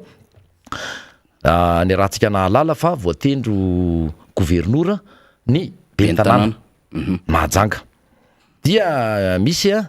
ny PDS na ny délégation spéciale zay napetraka hitatana an'izany tanàna ny Mahajanga zany ny zava-misy am'izao fotoana zao dia miray feo ny mpanolotsaina ny tanàna amin'ny tanàna ny Mahajanga mahita ny tsy fanarahan-dalàna miverimberina ataony zany PDS zany sy ny mpiara-miasa aminy akoatr'izay ny avonavona ny tsy fiainona sy tsy fanajana ny délibération zay ny raisiny reo mpanolotsaina tanàna olom-boafidy fa tsy olom-boatendry tahaka n'ilay ramatoa PDS dia nanao fangatahana mikarakara taratasy fanalana fanesorana n'izany PDS zany am'izao fotoana itenenantsika zao na ny miaradia amin'zareo ary le atao hoe IRK zany avao mivondrony IRK ny loza nefa ao anatin'izany zavatra zany dia miditra ny politika miditra lalina loatra ny politika satria ny vice présidente ny assemblée nationale izay ao Mahajanga no anisan'ny tena mitondra sy mipilote ny tantara mameno baiko hoe tsy mahazo miala ianao fa miady tsika raha miala ianao nefa ny ety sady tsisy arahany délibération izay tapaky ny conseil municipal na ny filakevitry ny tanàna ohatra anankiray amin'izany satria mba mandinika ny resaka tokony andaminana zany tanàna ny Mahajanga zany reo mpanolotsaina ny tanàna miray ina moa izy miray feo miray feo ny rehetrarehetra tsy misy hoe mpanohatra na ina fa miray feo ny rehetra 7-20 de ny zava-misy de ohatra anankiray roa ao anatin'izay délibération ny raisin'izay de nisy ny lalana ny tapenana satria ny tapenana fa asana misy mpivarotra le izy de hoe tokony hosokafana fa lalam-bahoaka de nandraisany reo délibération fa tsy henoko zany ozy izy ramatoa PDS ny ataoko any ny ataoko torak' zany ihany koa ny eny amin'ny sisin-dalana na ny trottoir efa mba diovina le satria misy ihany ny toerana azo ametrahana an'ilay mpivarotra zay tenerany mba fanatsarana n'izany tanàna Mahajanga zany ahafahan'ny olona mivezivezy malalaka fa tsy te halala ihany koa délibération io nraisiny io fa tsy hoe hevitra tany ambadika tany fa manana caractère officiel sy ara-dalàna de santionany ray zany fa ny tena loza ao anatin'le izy araky ny tatitra azo de ny sanatria fieritreretany sasany na finiavany sasany apiditra resaka fiaviana sy resaka foko zay ny tena loza ao anatiny rehefa tsy afaka ao am'le fitantanana mifampiaro ao anatin'ny zavatra tsy mety de referany ela ampidirina sanatria le resaka foko ka fampitandremana antso natao amin'ny vahoaka malagasy na ny tompona andraikitra isika olom-boafidy na solom-bavambahoaka io na mpanolotsaina ny tanàna io na be ny tanàna le fomba mirefarefa tena mamofady toy zany tokony andray andraikitra ny any anivo ministera ny aty tany rehefa milaza kosa ve rehefa ny manontolo ao anatiny zany filan-kevitry ny tanàna ny conseil municipaux zany no mandray fanapahan-kevitra sy maray délibération tsy efa tokony atonga sainanareo na ny pomba anareo arany de mihomikevitra tam'izany zavatra ka zay zany ny fangatahana nampitainy reo mpanolotsaina ny tanàna avy any Mahajanga de araky ny tenin'ny faniry teo mitovy amin'ny ao hoe allo sao de mitely kafatra ka mahabe kibo indrindra dia zay ny makasika an'iny asa misy ny anovantsika fanamariana fotsiny manko le endrikendrik'ilay fitantanandraraha mihitsy angamba no tsy hain'le mpitondra fanjakana de io moa zany rehefa manomboka aty ambony de tonga hatrambany hoe misy ny exécutif zany organe exécutif de misy ny organe délibérant de mazava tsara mihitsy ny fiadinan'ny commune no mpanatateraka fa ny mpanolotsaina no mpanapa-kevitra de zay koa nge io mampandringa ny gouvernorat io izy ihany mpanapa-kevitra sy ny rehetrarehetra eo sy mpanatateraka fa raha ny tokony izy tamin'ny fotoanan'le chef de région zay nambarany lalam-pandroenana de misy a reo mpanapa-kevitra de misy a ny exécutif amin'ny alalan'le chef de région de sady efa nanitsaka lalam-pandroenana no mbola izy ihany manao zay mety de nampitomboana ny anatin'le fahefan'le conseil des ministres ndray hoe ny STD ny service territorial déconcentré de mila miresaka any am'le collectivité territoriale décentralisée indray miresaka tena mifangaro voraka daholy ao anatin'lay aloha tsy te hiteny zavatra betsaka le izy satria tena zay le izy tsy fantatro hoe misy mpitondra ve eto asa tsisy satria zavatra kitoto be brouillon no hitondrana le firenena fa iny avelakeo député fetra fa te hiteny lafinjavatra anankiray hoe raha ny fahafantarako anao zay manko no titsikevina am'izao fotoan'izao zany ny fiainan'le vahoaka mihitsy satria be da be no fimenomenonana voaraintsika efa saika efa sakafo isan'andro moa hoe miakatra daholo ndray io manko zao ny impactan'lay covid teo de ny impactan'le ady mandeha am'izao fotoan'izao akoatran'le hoe tsy faiza mitatina sy tsy faiza mitondra le fitondrana tena miariary am'izao fotoan'izao hita be ianao moa anisan'ny tanora malagasy nianatra tany ampitan-dranomasina momba ny varotra sy toe-karena ary tonga teto Madagasikara fa na izany jany de anisany nanangana ny orinasanao de mitatana orinasa ihany koa ianao amma hoe pahay rarara batro irasam-pirenenanao sy zay toe-karena zay mba te antany any député fetra zany satria fianarana nataonao tany ampitan-dranomasina sy ny zavatra iainana am'izao fotoan'izao aizao aiza ny lecture ny député fetra zany am'izao situation Madagasikara tena hoe miakabidy tsy fakaitan'izao satria ny vaovao azontsika zany midongy sy ny rehetrarehetra hatrany vangain-drano am'zay lalana rehetrarehetra le zany am'izao fotoan'izao de efa misy any mihoatra ny 3 arivo ny kilao amin'ny vary ny menaka de efa ray alina tsy latsaka daholo am'izao fotoan'izao ny kafe de efa misy 5 arivo ny kapoka maro be lay fiainana zay zakay ny vahoaka malagasy tsy eo ahitsiko akory fa ohatrany tsy be filaza akory namana faniry fa marina ny anatra momban'ny varotra sy ny resaka marketing zany na reny technique de commercialisation commerce reny ny tena dia nisy apahany koa fa nefa tsy tena hoe avolentana iraisam-pirena fa mianatra tany frantsa marina ny tenanay misy mantsy ny milaza ny namana fa ho avy am'izany rehefa avy hoe tsy mainininy manao politika amin'ny fo hoe sy ny sisa fa mahazo milaza zay tiany ambarana izy marina manana orinasa kely zay ny tena dia efa 3 taona nananana an'izany orinasa zany ny zavatra hita satria ny fanontaniana napetraky ny namana faniry de hoe inona ny fiatraikan'izany zavatra rehetra zany ny tsy faiza mitantana eo am'mpitondra ve manahoana ny sehatry ny fandrarana manahoana ny resaka etra satria anisan'ny resantsika maharitra teto ny resaka etra aro avy am'izay akeo rehefa aveo hoe inona loatra ty ataon'le fitondrana ty ny tsy tsapan'le fitondram-panjakana de izao ny fanapaha-kevitra raisiny sy ny fietsiny sy ny fomba fiasany amin'ny akapobeny no mampitotongana n'le toe-kareny le firenena samy misy firenena eto ambonin'ny tany 200 latsaka keliny eo manodidina an'izay samy manana ny filohany samy manana ny ministrany samy manana ny any amin'ny fanoherany avy fa ny atsika hafa kely resaka eo le atao hoe tsy fifehezana aloha voalohany indrindra fa nanatsotsotra izany hoe fitantanana nandraraha-mpanjakana zany tsy niomana moa ny tenenany namana hafa azy na tiavateny ivofanoherany tsy niomana hitondro ireo olona ireo fa ny fijeriko azy na niomana izy na tsy niomana rehefa nisy faiza manao tao nisy traikefa sy fahalalana sy fahendrena na s'entouré eo mpanolotsaina izay manana n'le fahalalana takina de zay natao hoe mpitondra mahay mitondra fa tsy zay neny reto fa ny teknisianina ailika teatro zalahy mahay lasa teknisianina noho ny teknisianina anisan'ny firesako mahakasika ny lalàna ny varotra ty ny resaka piment mba ataon'reo le hoe manana le monopole na tsy monopole fa misy teny anankiroa fa merimberiko teto amin'ity fandaharana ty toreo le mpandraraha amin'ny resaka télécommunication sura zato isan-jato ny tenanay fa misy fifanarahana ataon'ireo fifanarahana tsy ara-dalàna le ataon'ny teny frantsay lalàna ny varotra manao hoe entente illicite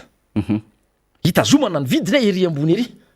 satria tsy misy afa-tsy ry zareo asa mpandraraha efatra eo izy ny tena misehatra ao anatin'izany resaka télécommunication zany na opérateur en télécommunication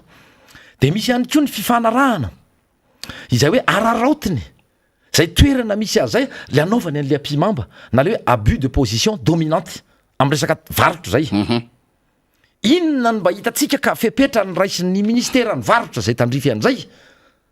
karakara ny resaka manaramaso ny resaka fifaninanana na ny concurrence fanomezana hoe sansan rehetrarehetra Sy ny kalitao ihany koa. sy ny kalitao zany tsy resahana intsony a ny resaka kamloty ny resaka kalitao tsy mifanaraka amin'ny takina fa ohatra ny sanatria atao zordira le firenena malagasy atao fanarinany zao zavatra tena hoe ambany kalitao izao satria ve mahantra le malagasy ianareo ny nampahantra marina efa nahantra tany aloha fa mbola mahantra lavitra noho ny fisianareo no hatramin'ny tondran'andriamatoandry rajoelona tamin'ny 7 no mbola mahantra lavitra noho ny firenena rehetra maneran-tany so zay toerana nisy azy a zao firenena malagasy zao tompona andraikitra ireo matoa ny teny tany ambolohany nanao hoe sitona lakolosy izay fa efa mitsoka kiririoka ndray izay am'izao fotoana zao ary tena mamoaka karatramena izay a ho an'ny mpitondra fanjakana zay tarian'andriamatoandry rajoelona tsy mendrika nitondra n'ilay firenena tsoe n'andriamatoandry rajoelona tsy atao fialany reny covid reny tsy atao fialany reny zavatra rehetra nitranga hoe vona voajanahary mety ataon'ireo fialana rey zao ny ady any Ukraine satria miakatra ny vidim-piainana miakatra ny vidin'ny solika any amin'tseny iraisam-pirenena ny opepo mivory mihitsy androany asa ifehezana azy fa reo zany de ny anilika ny andraikitra sy ny zavatra tsy vitany aty amin'ny fanoerana sy amin'ny vona voajanahary toy ny reny aretina nitranga teto reny efa ampy zay andre matofoloha tena mety aminao mametra-pialana tena mety aminao mametra-pialana tsy sanatria fankalana tsy anao ny tsy tianay fa ny fomba fanaonareo mianakavy a tena tsy mety ho an'ny vahoaka malagasy rehetra itsoly izay no antony atsona n'le resaka fikaonandoam-pirenena indrindra fanomanana fifidianana mba hisy fifandimbiasa-pahefana eto tena madio mba fahatsika miroso a satria tsy tsapan'ireo raha mirosotsika makany amina fifandimbiasa-pahefana madio dia misy fitoniana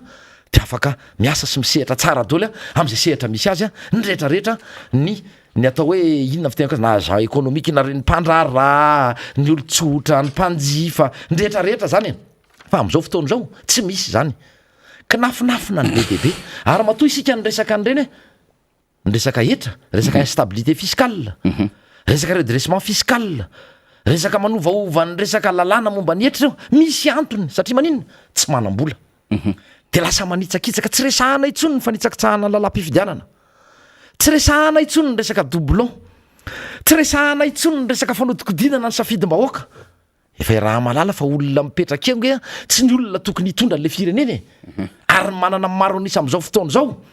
zao ny rehetra vo resy lahatra fa hoe tena misy antony matoa ny mpanohatra nitabataba tamin'ireny fotoana reny fa lasa reny a velitsika ivalona any fa izao kosa ny amin'ny manaraka miomana isika anamafisana an'izay le hoe fikaonandoam-pirenena tena ilainy ty firenena malagasy ity izany fikaonandoam-pirenena zany a mba tena hiatrehntsika fifidianana madio a araky ny teniko teo sy isin'ny fifandimbiasa-pahefana lamina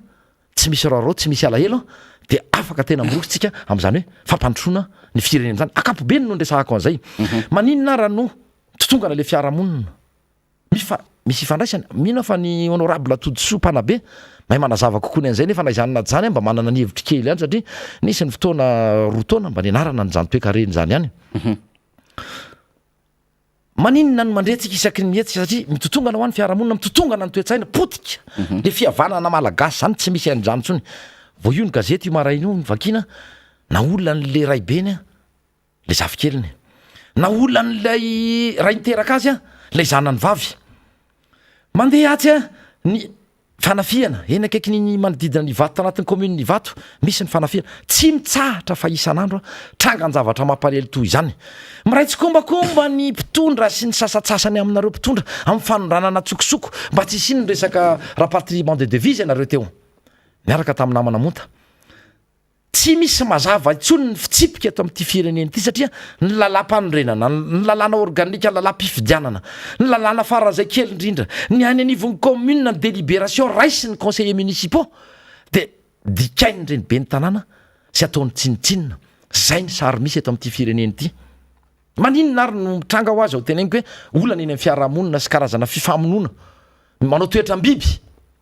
satria ny totongana le toe-kareny le firenena tafaletika lalina ao anaty fahantrana revo no iza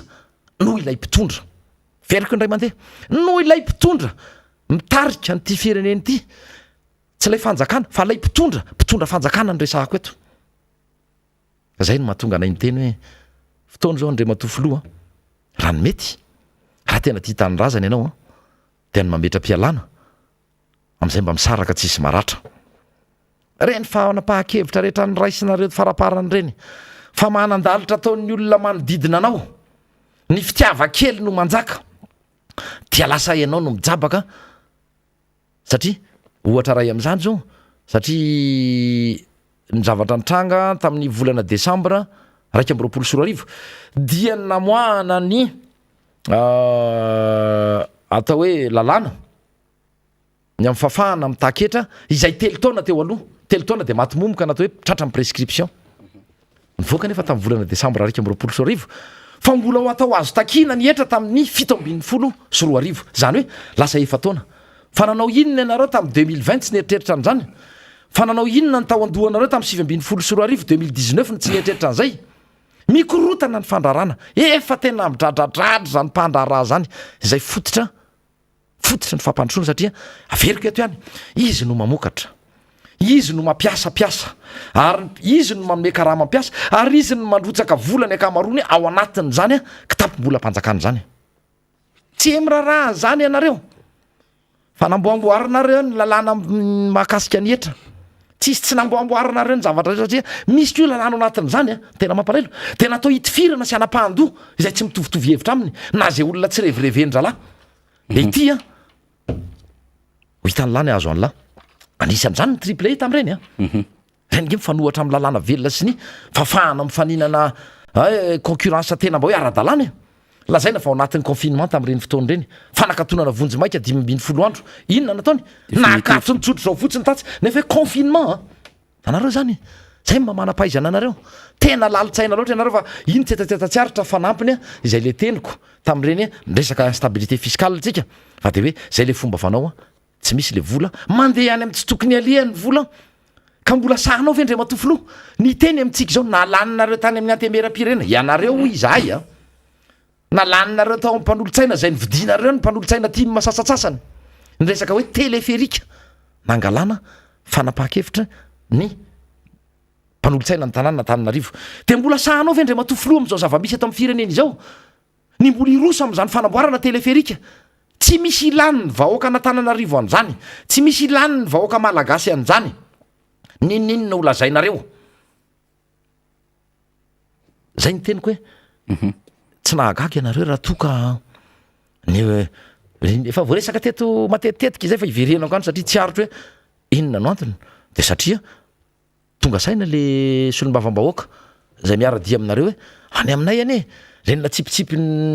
natao dropage moa izy ny maramila namatsika teto colonel Bosalama reny fanampinana ka nikong reny ny tonga any tsy ampy ho zaraina akory de ny fihin'ny président fokotany sy alora angaty zaraina fa hampisy olana zany fikorotana zany ny hita maraina atoandro ariva eto amin'ity fireneny ity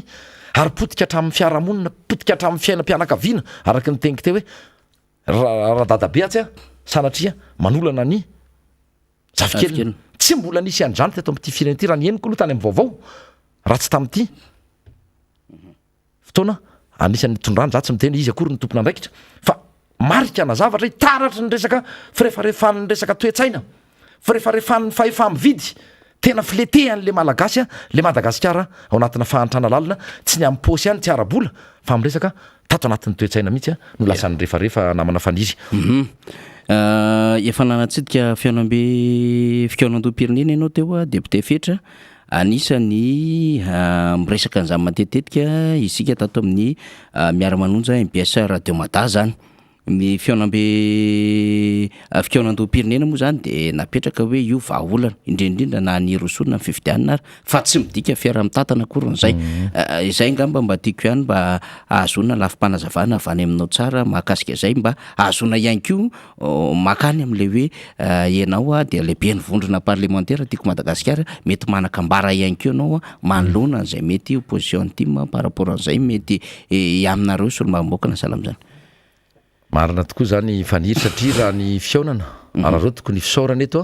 ro solombavambahoaka tiako Madagasikara izay nanatanteraka ny ataoko hoe endrika fampiarabana tratry ny taona na somary tara ihany aza fa nefa fotoana anankiray koa zay omaly zay isaorana ny nandray de député Jerry de isaorana antsika rehetra nandray anjara ary isaoranareo zay nandefa fialatsiny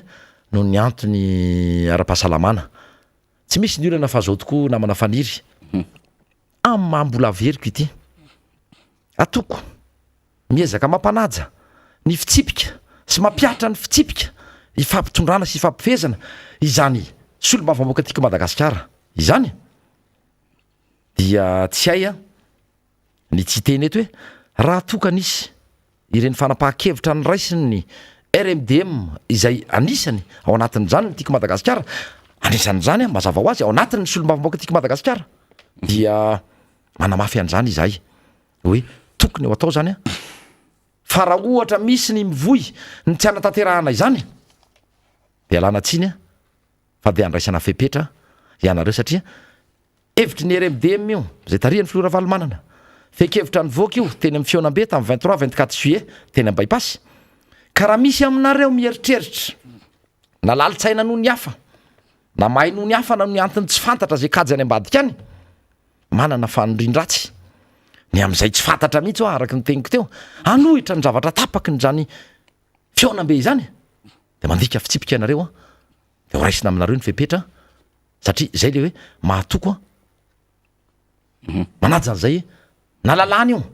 lalàna moa ho an'ny rehetra iny fa raha hoanina fitsipiky ny fikambanana na atoko de misy n'izay le hoe règlement intérieur fitsipim-pifezana tsy maintsy ajainy rehetra satria tsy misy mandeha eo raha samy teny amin'ny anarany rehetrarehetra nefa olona tiako Madagasikara solombavamboaka lany tamin'ny anarany tiako Madagasikara ary ny mafisako zay teniko zay dia eto amin'ny radio télévision MBS sy ny radio Mada tsara mampafantatra ho anitsika sao de sanatrina nadino hoe iza moa ny tompony zany orinasa sy tserasery zany namana faniry iza moa ny tompony zany orinasa tserasery zany ry vahoaka mpanaraka anao ny filora valomanana sady filohan'ny RMDM no filohany tiako Madagasikara ihany koa ka ny vaovao zay mivoaka eto amin'ity orinasa tseratsera MBS ity sy ny radio Madaraky ny teniko teo no position officielle ny RMDM anankiray ary indrindrandrindra ny tiako Madagasikara sy ny solombambahoaka tiako Madagasikara manaja ny fitsipika sy manaja n'izany rafitra misy ao anatin'ny tiako Madagasikara izany ny akoatr'izay amin'ny mafilohany vondrona parlemantera ny tenanay na misy aza ohatra manatsatso izany na misy aza ny tsy mahazaka izay le fitsipika apetraka izay fa mieritreritra ny tenany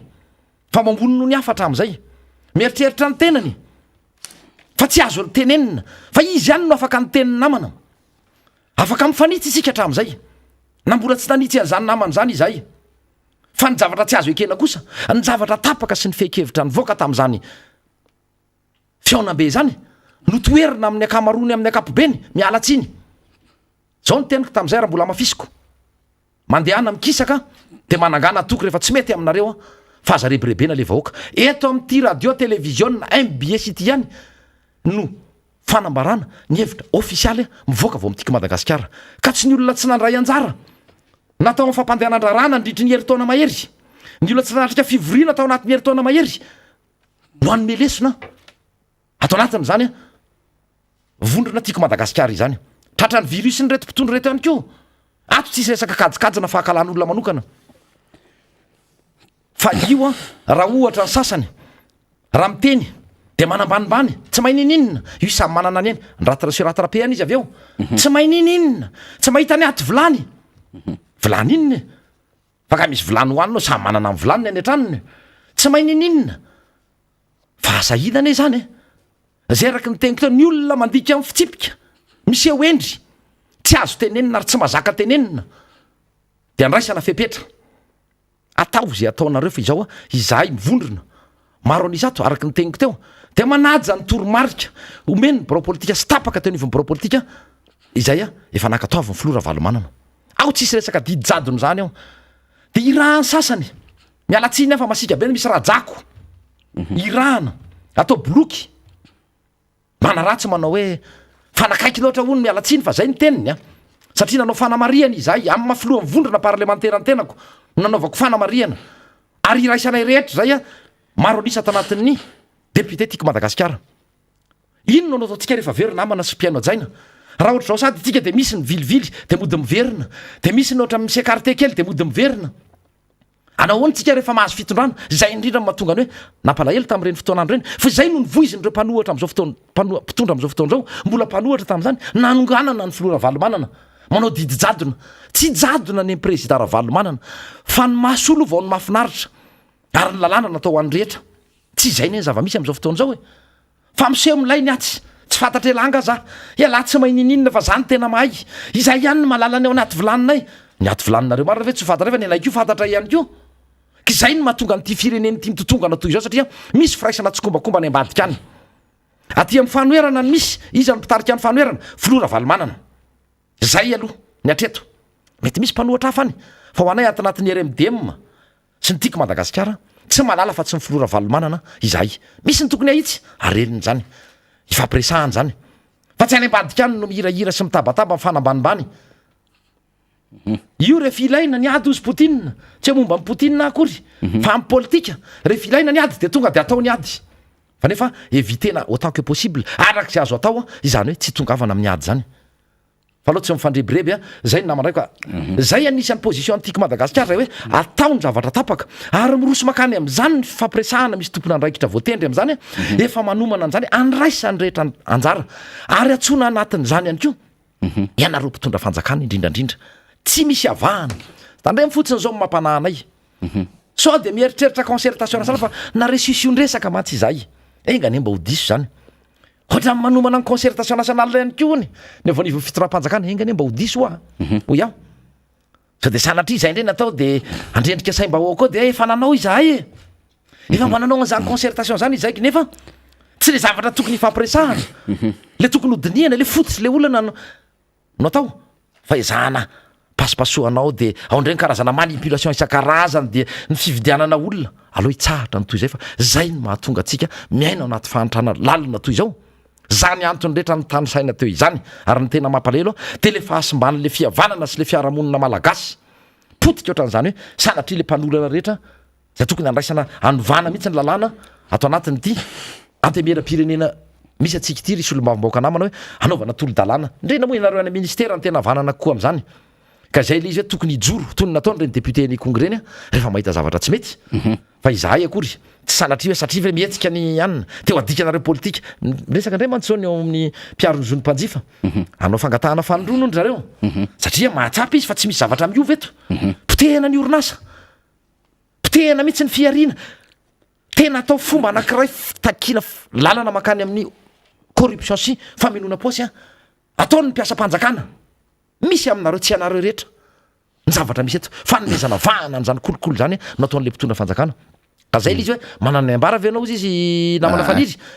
mety tena ngamba mety tsy tena dondrona noho ny akamarony reto milaza azo famana-pahaizana rehetrareto na ny eo amin'ny fitondrana io na ny avy aty amin'ny mpanohatra satria ny mpanohatra marina tsy an'ny président ravalomanana irery fa ny fantatray aloha de anisan'ny mpanohatra matanjaka indrindra hatreto izany fanoherana taria amin'ny président ravalomanana mety isy ny fampiresana ny ariana hoe ahoana mety ho fiara-miasa rehefa mitovitovy ny tady dokanga sy ny tanjona zay ny anasoavana ny vahoaka malagasy za mino fa tsy misy olana mihitsy ny rosona am'zany dinidiniky ny samy mpanohatra izany fa ireo le miseho milay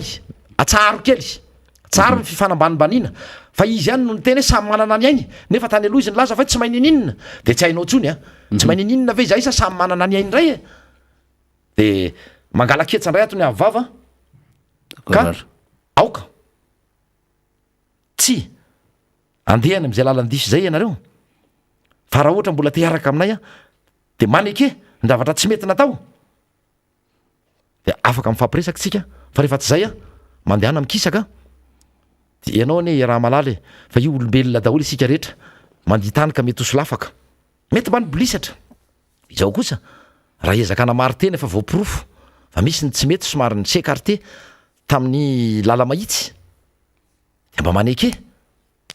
fa tsy ahilika aty amin'ny hafa toy ny fanao ny fitondram-panjakana sy ny ekipa mpanara-disy ry mpamahandalitra azy de ny ezahana foana ny anamarina tena sy ny ialana bala amin'ny andraikitra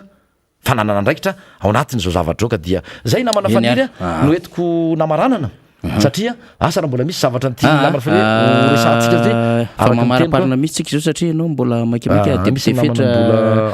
eny ataovy ara raha ohatra ka afaka misaotra ny mpijery sy ny mpiainatsika sika satria efa mandeha le fotoana makasitraka atsika rehetra ary mialatsiny raha toka somary niakatra satria io na tonga atsika teto na tonga n'izao firenena manana ndraikitra tsika za tsy miteny ny fitondram-panjakana irery ihany fa itsika vahoaka malagasy ray manontolo mihitsy a noho izay tsy mieritreritra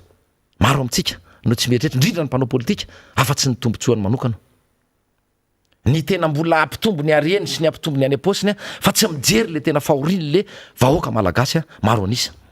zay le fitiavateny zay a nefa mody ny anaran'Andriamanitra ny tononona mody tononona ny andininy sy ny andalana any amin'ny baiboly ihany io no andresaka amin'ny fahasoavan'Andriamanitra sy ny fitahiny sy ny rehetrarehetra nefa tsy miady a kobay akelika ihany de mbola tsara iny isika zay ao anatin'izay no amaranako ny fandraisako anjara teto amin'ity plateau ny miara-manonjy MBS ity de isaorana atsika rehetra nanaraka izany a de metrahako ny veloma mandra-piresaka mandra-pitafandray a tompoko lasy tompoko vavy iny ary de makasitraka ny solombamoakan'ny Madagasikara voafito tamin'ny boribory tamin'ny fahadimitsika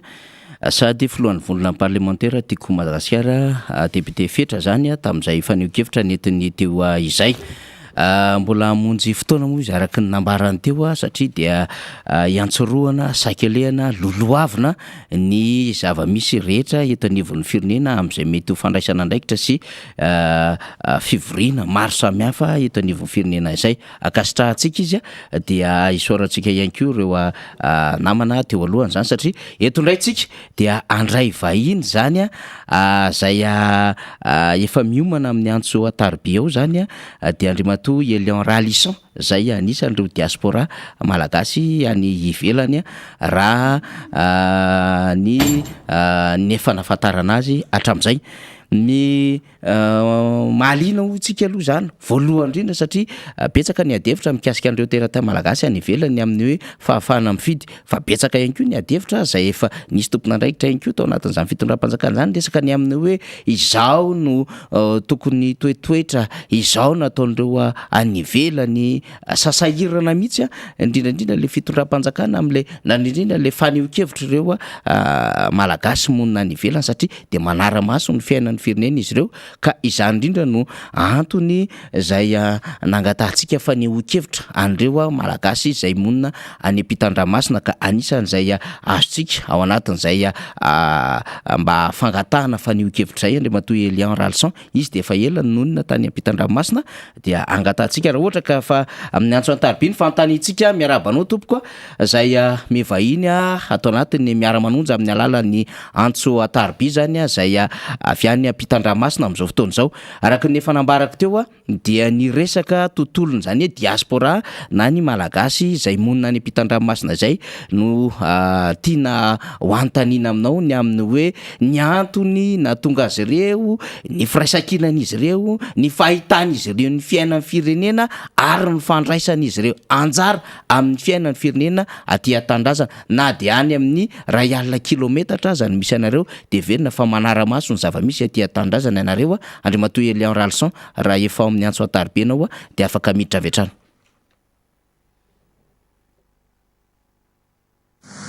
Kafanina tokoa no andraisako anjara amin'ny fandarana miara-manonja ary satria voalohany no idirako eto amin'izany dia miaraba ny manokana anareo mpandahatra sy mpikarakara ity fandarana ity aho ezaka ihany koa amaly arak'izay azoko atao ireo fanontaniana zay nomenareo ary mety hitondra famelabelarana mihoatra izay fanontaniana izay ary raha ohatra ka hitako fa misy ifandraisany amin'ilay resaka ifandrovatsika avy hatrany dia entiko ny fanazavana momba n'ilay fanontaniana voalohany apetraka ireo tampoko dia ny momba ny diaspora izany maro ny endrika raisiny izany hoe diaspora izany satria efa mihoatra ny roa etsy isa ny mponina raha ny eto Frantsa aloha ny resahana maro ireo olon-tsotra na vondrona na fikambanana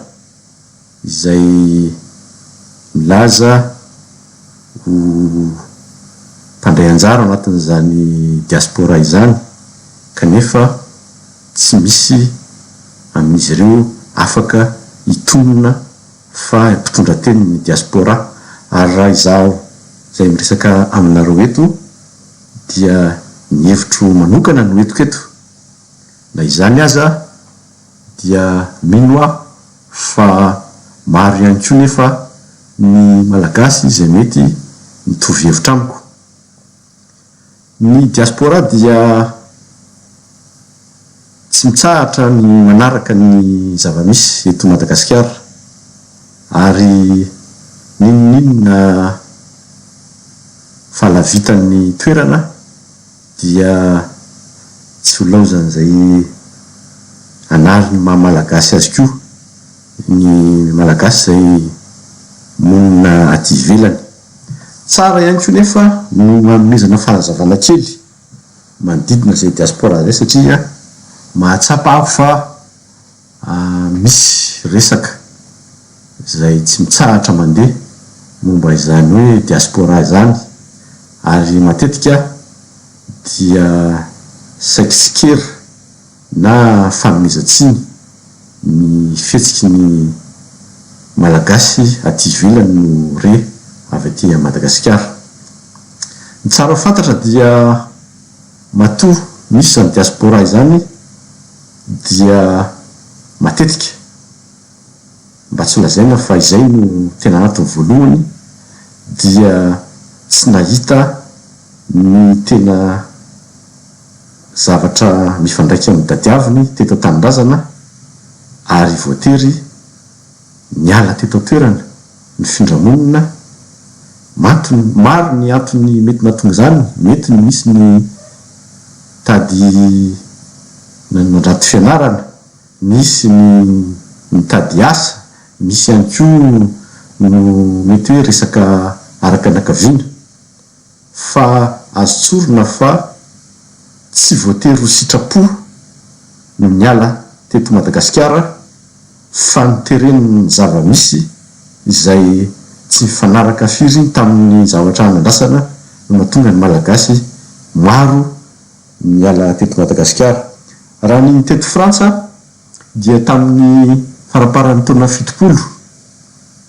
na tamin'ny taona 80 toy taona 90 no tena nabetsaka ny fahatongavany malagasy teto Frantsa, ary tsy agagatsika raha toa teto Frantsa no betsaka ny malagasy ny findramonina, satria taony tantara tsy azo kosehiny izany. Ary ny teny frantsay ihany koa matetika no mahatonga ny malagasy izay tsy hoe nisafidy fa io no moramora nga tamin'izany fotoana izany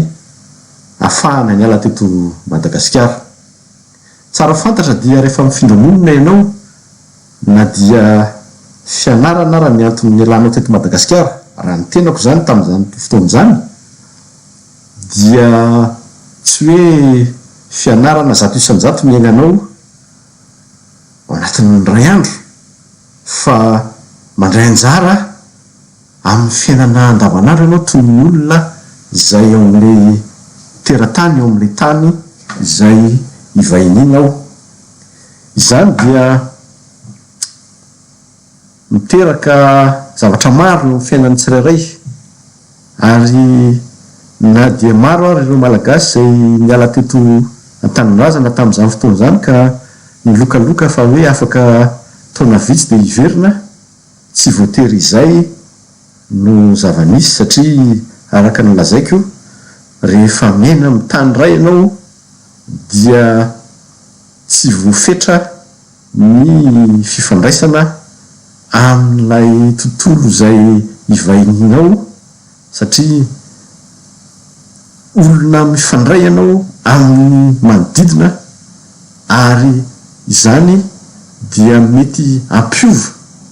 ny fiainanao mihitsy, satria lasa misy endrika hafa vaovao mihitsy amin'ny fiainan'ny tsirairay andavanandro ka mahatonga ny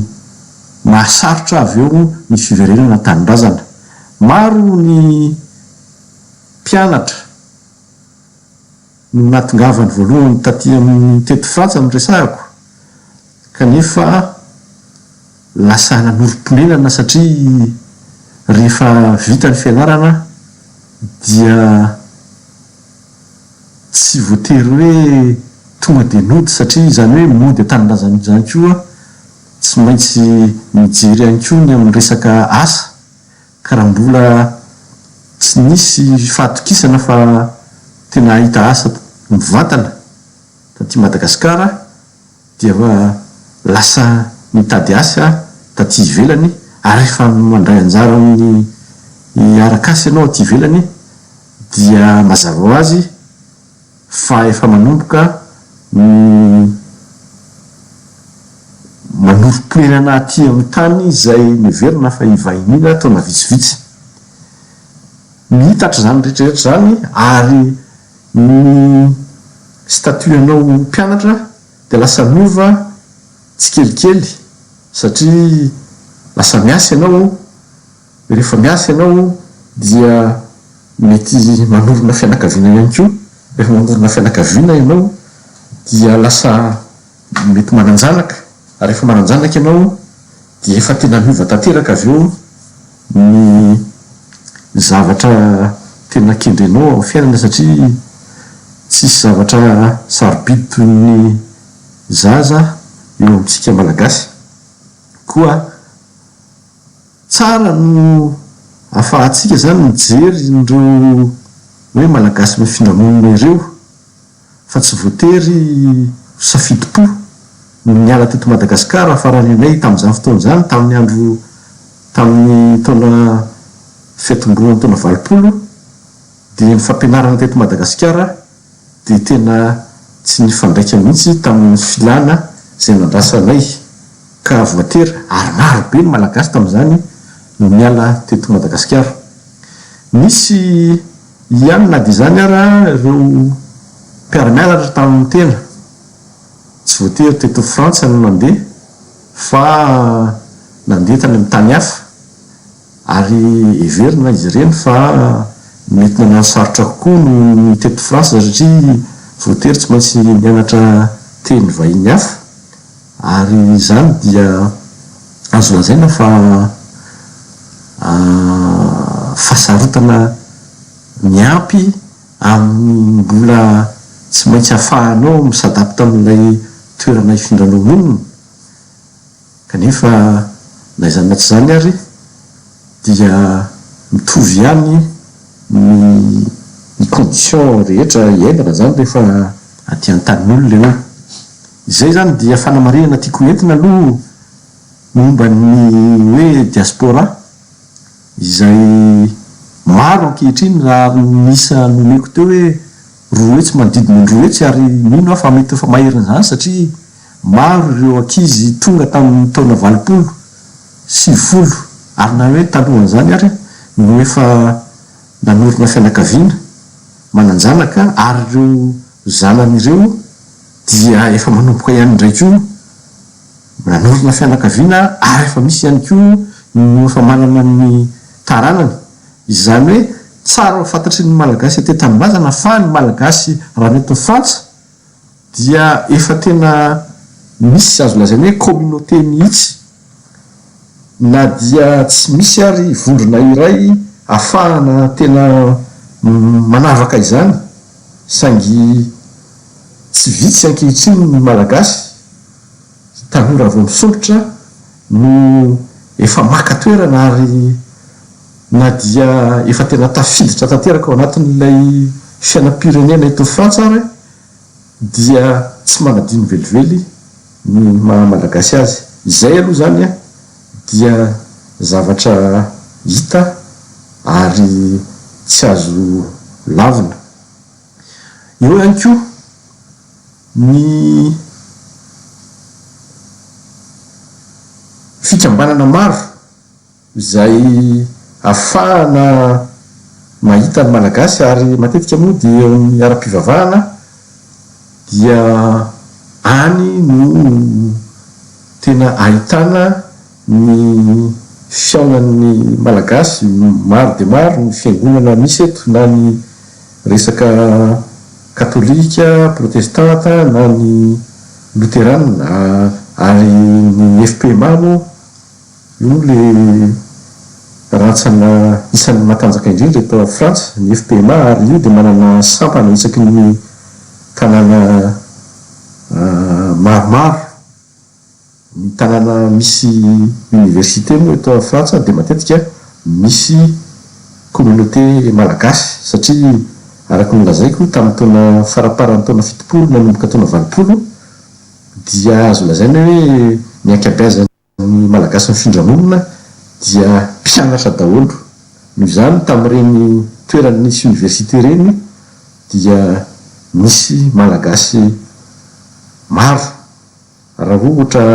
omeko tsotsotra ny tanàna zay matetika nahavantana ny malagasy dia ny teton'ny faritry Paris zany, région parisienne, amin'ireny toerana hafa ihany koa toy ny Marseille, Montpellier, Toulouse, Bordeaux, Lyon, Lille, Nantes sy maro hafa zay tsy voatanisako teo, fa amin'ireny toerana reny dia saiky misy fikambanana, zany zay ahitana malagasy, ary amin'ireny fikambanana ireny no ifankahitana sy ifampiresahana ny amin'ny samy malagasy zany. Izay momba ny hoe diaspora sy ahoana moa zany no fahitana ny zavatra ataony aty ivelany. Ampiko ihany koa fanamarihana zany ny momba n'ilay hoe tsy overina malagasy mihitsy ninona zavatra atao aty ivelany, ary teny mba hatsipiko ihany zany ho an'ny mpiray-tanindrazana, satria na de maro ary ireo tsikera zay ataon'ny malagasy avy aty Madagasikara ho an'ny diaspora, dia tsara fantatritsika fa misy mihoatra ny 400 millions d'euros isa-taona ny transfert ny vola zany alefan'ny malagasy avy aty ivelany ho an'ny fianakaviany, na ho an'ny izay tsy voatery fianakaviana ihany koa, fa ho an'izay fandraisana anjara ataony aty Madagasikara. 400 millions d'euros zany anie ka vola izany, ary raha ohatra tena alalinina ny manodidina izay vola izay dia azo lazaina hoe tena hoe amortisseur social mihitsy ny diaspora, satria raha iverina fa tsy isy tsony zay fandefasana vola izay dia eritrereto zany fa misy 400 millions d'euros tsy iodina intsony eto Madagasikara isan-taona raha to tsy manampy ny diaspora, tsy manampy ny fianakaviany, na tsy mandray anjara amin'izay zavatra hafa eto Madagasikara ny diaspora aty ivelany. Ka iantsoko zany ireo zay matetika manakina ny diaspora mba heritreritra ihany, satria isan'ny mandray anjara mivantana amin'ny fanampiana ny malagasy aty ivelany. Ary mba misy fanontaniana ihany mahay manikidika ny saina raha ohatra ka raha amin'izao fotoana izao re misokatra ny sistamy eto Madagasikara ka manana enti-manana malagasy ivoahana hiala eto Madagasikara, firy isan-jaton'ny malagasy no mety isafidy hiala eto Madagasikara amin'izao fotoana izao. Izay zany ngamba mamety sondage tsara ho alalinina ihany indrindrindrindra amin'izao fotoana izao, mba ho fantatra ihany hoe amin'le fanakianana mahazo ny diaspora ve raha amin'izao fotoana izao tokoa no afaka miala eto Madagasikara ny malagasy firy isan-jato mety manana mpanondriana hanao an'izany fifindramonina izany. Zay angamba no azoko omena momba ny hoe ny diaspora fa averiko ihany tsy misy olona navondrona na fikambanana afaka mitonony mimpitondra tenyny diaspora fa raha manao izany izy dia amin'ny anaran'ny tenany na amin'ny anaran'le vondrona na fikambanana misy azy fa tsy afaka hiteny mihitsy hoe ny diaspora na ny malagasy rehetra ty ivelany dia ho toy izay daholo ny fomba fisainany. Zay zany momba iny resaka diaspora iny ka asa moa raha mahafapo anareo ny zavatra mentiko fa tokony ho fantatritsika koa zany fa maro ireo firenena zay manana diaspora toa atsika ary tsika ary dia azoko lazaina fa mbola vitsy ihany raha ampitahana amin'ny firenekafa ny isan'ny mpifindra-monina zay miaina ty ivelany fa misy ary ireo firenena zay ny diaspora no betsaka no ireo mponina miaina ao an-tanindrazana. Maro ny firenena toy izany, ao ny raha tsy teny hoe ny libanais, ny israelianina, mba tsy teny an'ireo fotsiny dia areo dia azo lazaina fa ny mpifindra-monina no betsaka noho ny mponina ao aminy. Koa tokony anaiky izay isika amin'izao fotoana izao satria ny resaka fanatotoloana zany ane zay le resaka hoe mondialisation dia tsy tsahatra intsony ny fivezivezena ary ny hoe hiaina amin'ny toerana iray mandritry ny apolo taona maro dia mino fa tsy dia ho izay intsony koa ngamba ny fiainan'ny na ny malagasy ary marina fa nosy ny tanitsika fa na ny fivezivezena ao anatin'ny tanitsika fotsiny koa ary dia fa azo everina fa zavatra tsy verina intsony zany fa fampivezivezy ary ifangaro ny foko zay malagasy atsika zany tsy maintsy isy tombo iabetsaka ny fifampifangarona zany amin'ny ireo foko zay misy eto Madagasikara ary eo amin'ny sehatra iraisam-pirenena dia tsy efa tsy verina intsony zany fa tsy misy intsony zany hoe firenena iverina tamin'ny nosiny tamin'ny taona 500 na ohatr'izany satria raha mety Frantsa dia afaka atao mihitsy ny milaza fa efa métissé zany zao raha mety Frantsa efa tsy isy intsony zany hoe eto Frantsa dia firenena eto moa zany efa amin'izao resaka campagne électorale zao dia misy ireo antoko extrémiste zay manao ny resaka immigration toy ny resaka tena lara-pahamehana mihitsy kanefa dia izany moa zony manao izany kanefa ny zava-misy zany efa tsy miverin-dalana intsony ary raha tanterina eto amin'ny tanitsika zany eto Madagasikara dia zany koa zavatra tsy maintsy tranga ihany zany tsy midika mihitsy akory zany hoe ho adinoina ny firazana ny tsirairay avy fa ny fifangaroan'ny zanak'olombelona zany dia tsy maintsy mandeha amin'izay fifangaroana zay ary tsy verina intsony koa zany. Zay ny azoko lazaina momba izay fa dia ezaka maly ny fanontaniana manaraka indray avo.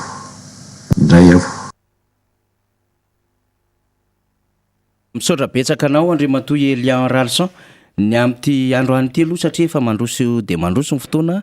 mino fa maheno retour ianao zany dia ajantsika amin'izay resaka diaspora zay ho an'ny fanombohana zay satria ilaintsika mihitsy rina ny mahafantatra ny tantarany zany hoe teratany malagasy a zay monina sy miasa any ivelan'izay ary manao ny ezaka rehetrarehetra zany a amin'izay fanaraha-maso ny fiainan'ny firenena sy ny vaoaka malagasy ny tandrazana izay araky ny nambarany teo ihany koa manana ny aporony ihany koa izy ireo a amin'ny fampandrosoana ny fiainan'ny firenena ary zay mahasarotiny an'ireo diaspora reo ary nambarany teo ihany koa ny amin'ny hoe tsisy afaka miteny amin'ny alalan'ny zany diaspora zany anankiray fa ny isam-bondrona dia afaka miteny ary tena sary-piaro ny amin'ny fiainan'ny firenena izy ireo ho an'ny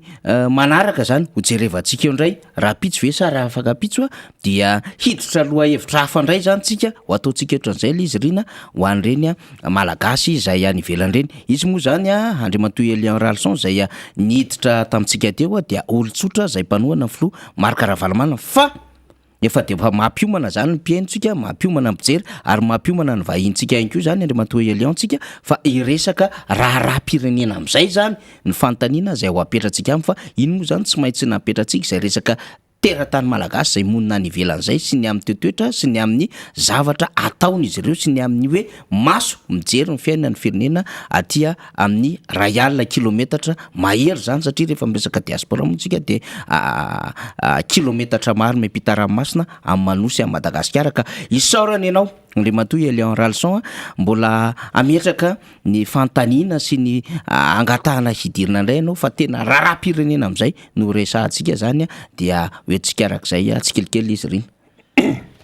eny ary mitoy ihany ny fandarantsika miara-manonja MBS Radio Maday fa mamaraparana isika amin'ity famarana an'ity dia horesahantsika ny momba n'ilay atao hoe fiovana endrika kely eo anivony miara-manonja MBS Radio Maday inona moa zany fiovana endrika zany nde tsy atao hoe kely fa lehibe de ny fampandraisana anjaranareo zany ianareo mpanaraka ianareo mpiaino ianareo mpijery ao anatin'ny fandarana tsy maintsy misy ny fandaminana entitra tsara momba azy io sy ny kopitsopitsony amin'ny lafin'ny teknika rehetra ary efa nisy moa reny fampahafantarany reny na ny bande annonce efa nalefa zany reny zany de karazana fampiomanana fa afaka andro vitsy de vitsy de efa idiratsika ny momba an'izay ka aloha ifaniry razafy manantany no anazava azy hoe inona tsara ny tena kopitsopitsony tsara ho fatiny amin'ny olona amin'ity fanavaozana ity ny anomboantsika azy aloha rina zany de hoe misy etaeta marobe zay napetraky ny mpanaraka ny miara-manonja amintsika zany amin'ny alalan'ireo fanontaniana mivatana zay misy mandefa taratasy taty amin'ny MBS Radio Maday nisy ihany koa nandefa ny afatra miafana zany na ny MP tamin'ny page ny MBS zany fa misy ihany koa nandefa MP afatra miafina zany na tamin'ny tenako na taminao na tamin'ireo solombavy-moaka zay miara-manentana sy miara-manonja amintsika eto anivon'ny fandarana zany fa ankoatran'izay de misy fanontaniana mivatana ihany koa zany eo amin'ny commentaire rindrin'ny page ny MBS zany sy ny YouTube zay andafasana mivatana izao fandarana zao de reny rehetrarehetra reny zany tsy maintsy ny dinihana ny fomba hanomezana lanja azy satria marina fa misy vahiny ato amin'ny fandarantsika misy ihany koa rehefa azo lazaina fa mpitondra hevitra mpamakafaka ato anatin'ny fandarantsika ka ireny vahiny reny zany dia manana ny fomba fijeriny ihany koa fa misy nefa olon-tsotra misy avilavitra zay te hilaza ny hevina na handefa ny sosikevina na manana ny fantaniana zay tia no apetraka dia nomena vahana zany tsika nomena sehatra zany tsika amin'ny alalan'ny fandaminana zany an'ireny fantaniantsika sy ireny sosikevitsika ireny dia ho alefa mivantana zany amin'ny alalan'ny fandarantsika ka iseho eo anivon'ny fahitalavitra zany le mifantaniantsika ireny de zay mivanandrify an'izay mifantania zany ohatra misy fanazava-kevitra entiny Rina Rabe Mananjara amina aloha hevitra ray zay nomanina ka raha misy fanontaniana manitikitika atsika misy sosikevitra manitikitika atsika zay vao mety rezentsika isan-tokony zany sujet zany dia mandefa ao anatin'izay commentaire anatin'ny rindrin'ny MBS page zay tsika na ny YouTube de reny no alefan'ny teknisiana zany manao an'izay défilement zay zany na milahatra ny fandefasan'ny teknisiana azy vakiny izy ary valina izy raha fanontaniana raha sosikevitra izy moa zany sy fanampiny le fanazavana de fakina ohatran'izay koa ohatra raha misy loha hevitra entin'ny tenako amintsika ka misy mahaliana antsika am'izany dia anjarantsika no mitondra an'izay hevitra na fanontaniana na mety ho fanamafisana précision zany am'ireny zavatra ambary reny dia ezana no handefa azy mivatana de am'izay fandefasana azy mivatana zay hita eo amin'ny fahita lavitra eo mihitsy ny saritsika zany ny anarantsika ny compte facebooktsika rehetra any ny irariana fotsiny tompoko de mba tsy ho compte fake le izy de hita eo ihany koa ny soratra soratantsika ny mba fangatahanay satria miezaka manabe moa tsika rina zany de hoe mba aza atao an'le soratra telegrama le izy amin'ny alalan'le fanafoezanteny samy hafa reny fa mba ezao fitinina de amin'ny soratra malagasy mba voarija tsara le teny mianatra kely tsika miezaka kely tsika zany fa indraindray le fomba famakina am'le soratra zay ataotsika am'lay fanafoezanteny sy le telegrama kely indraindray sarotrarotra ian'ny teknisiana sy izahay ety zany no mamaky azy ary tsika koa moa zany mazava ho azy ny endriky ny fanabiazana dia tsy manova ny endriky ny teny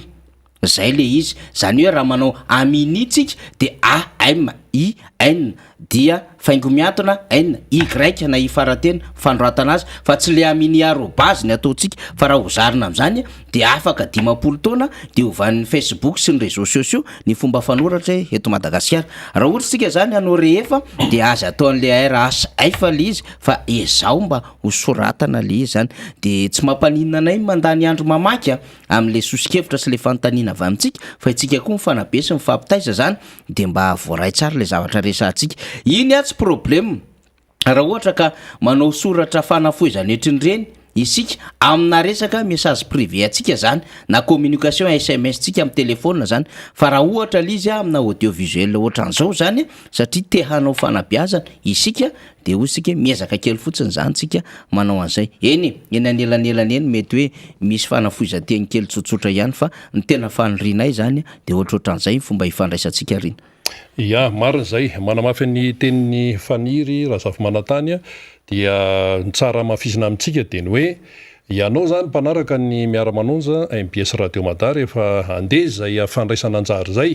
de ny ataotsika ao an-tsaina foana de tsy hoe resaka tsotra eriananny ery le izy fa misy idirany resaka hainao manjery audiovisuel misy etika sy déontologie izany zay resaka zay ka rehefa miditra ao anatin'izay tokotany be izay ianao ao amin'ny resaka hainao manjery resaka serasera dia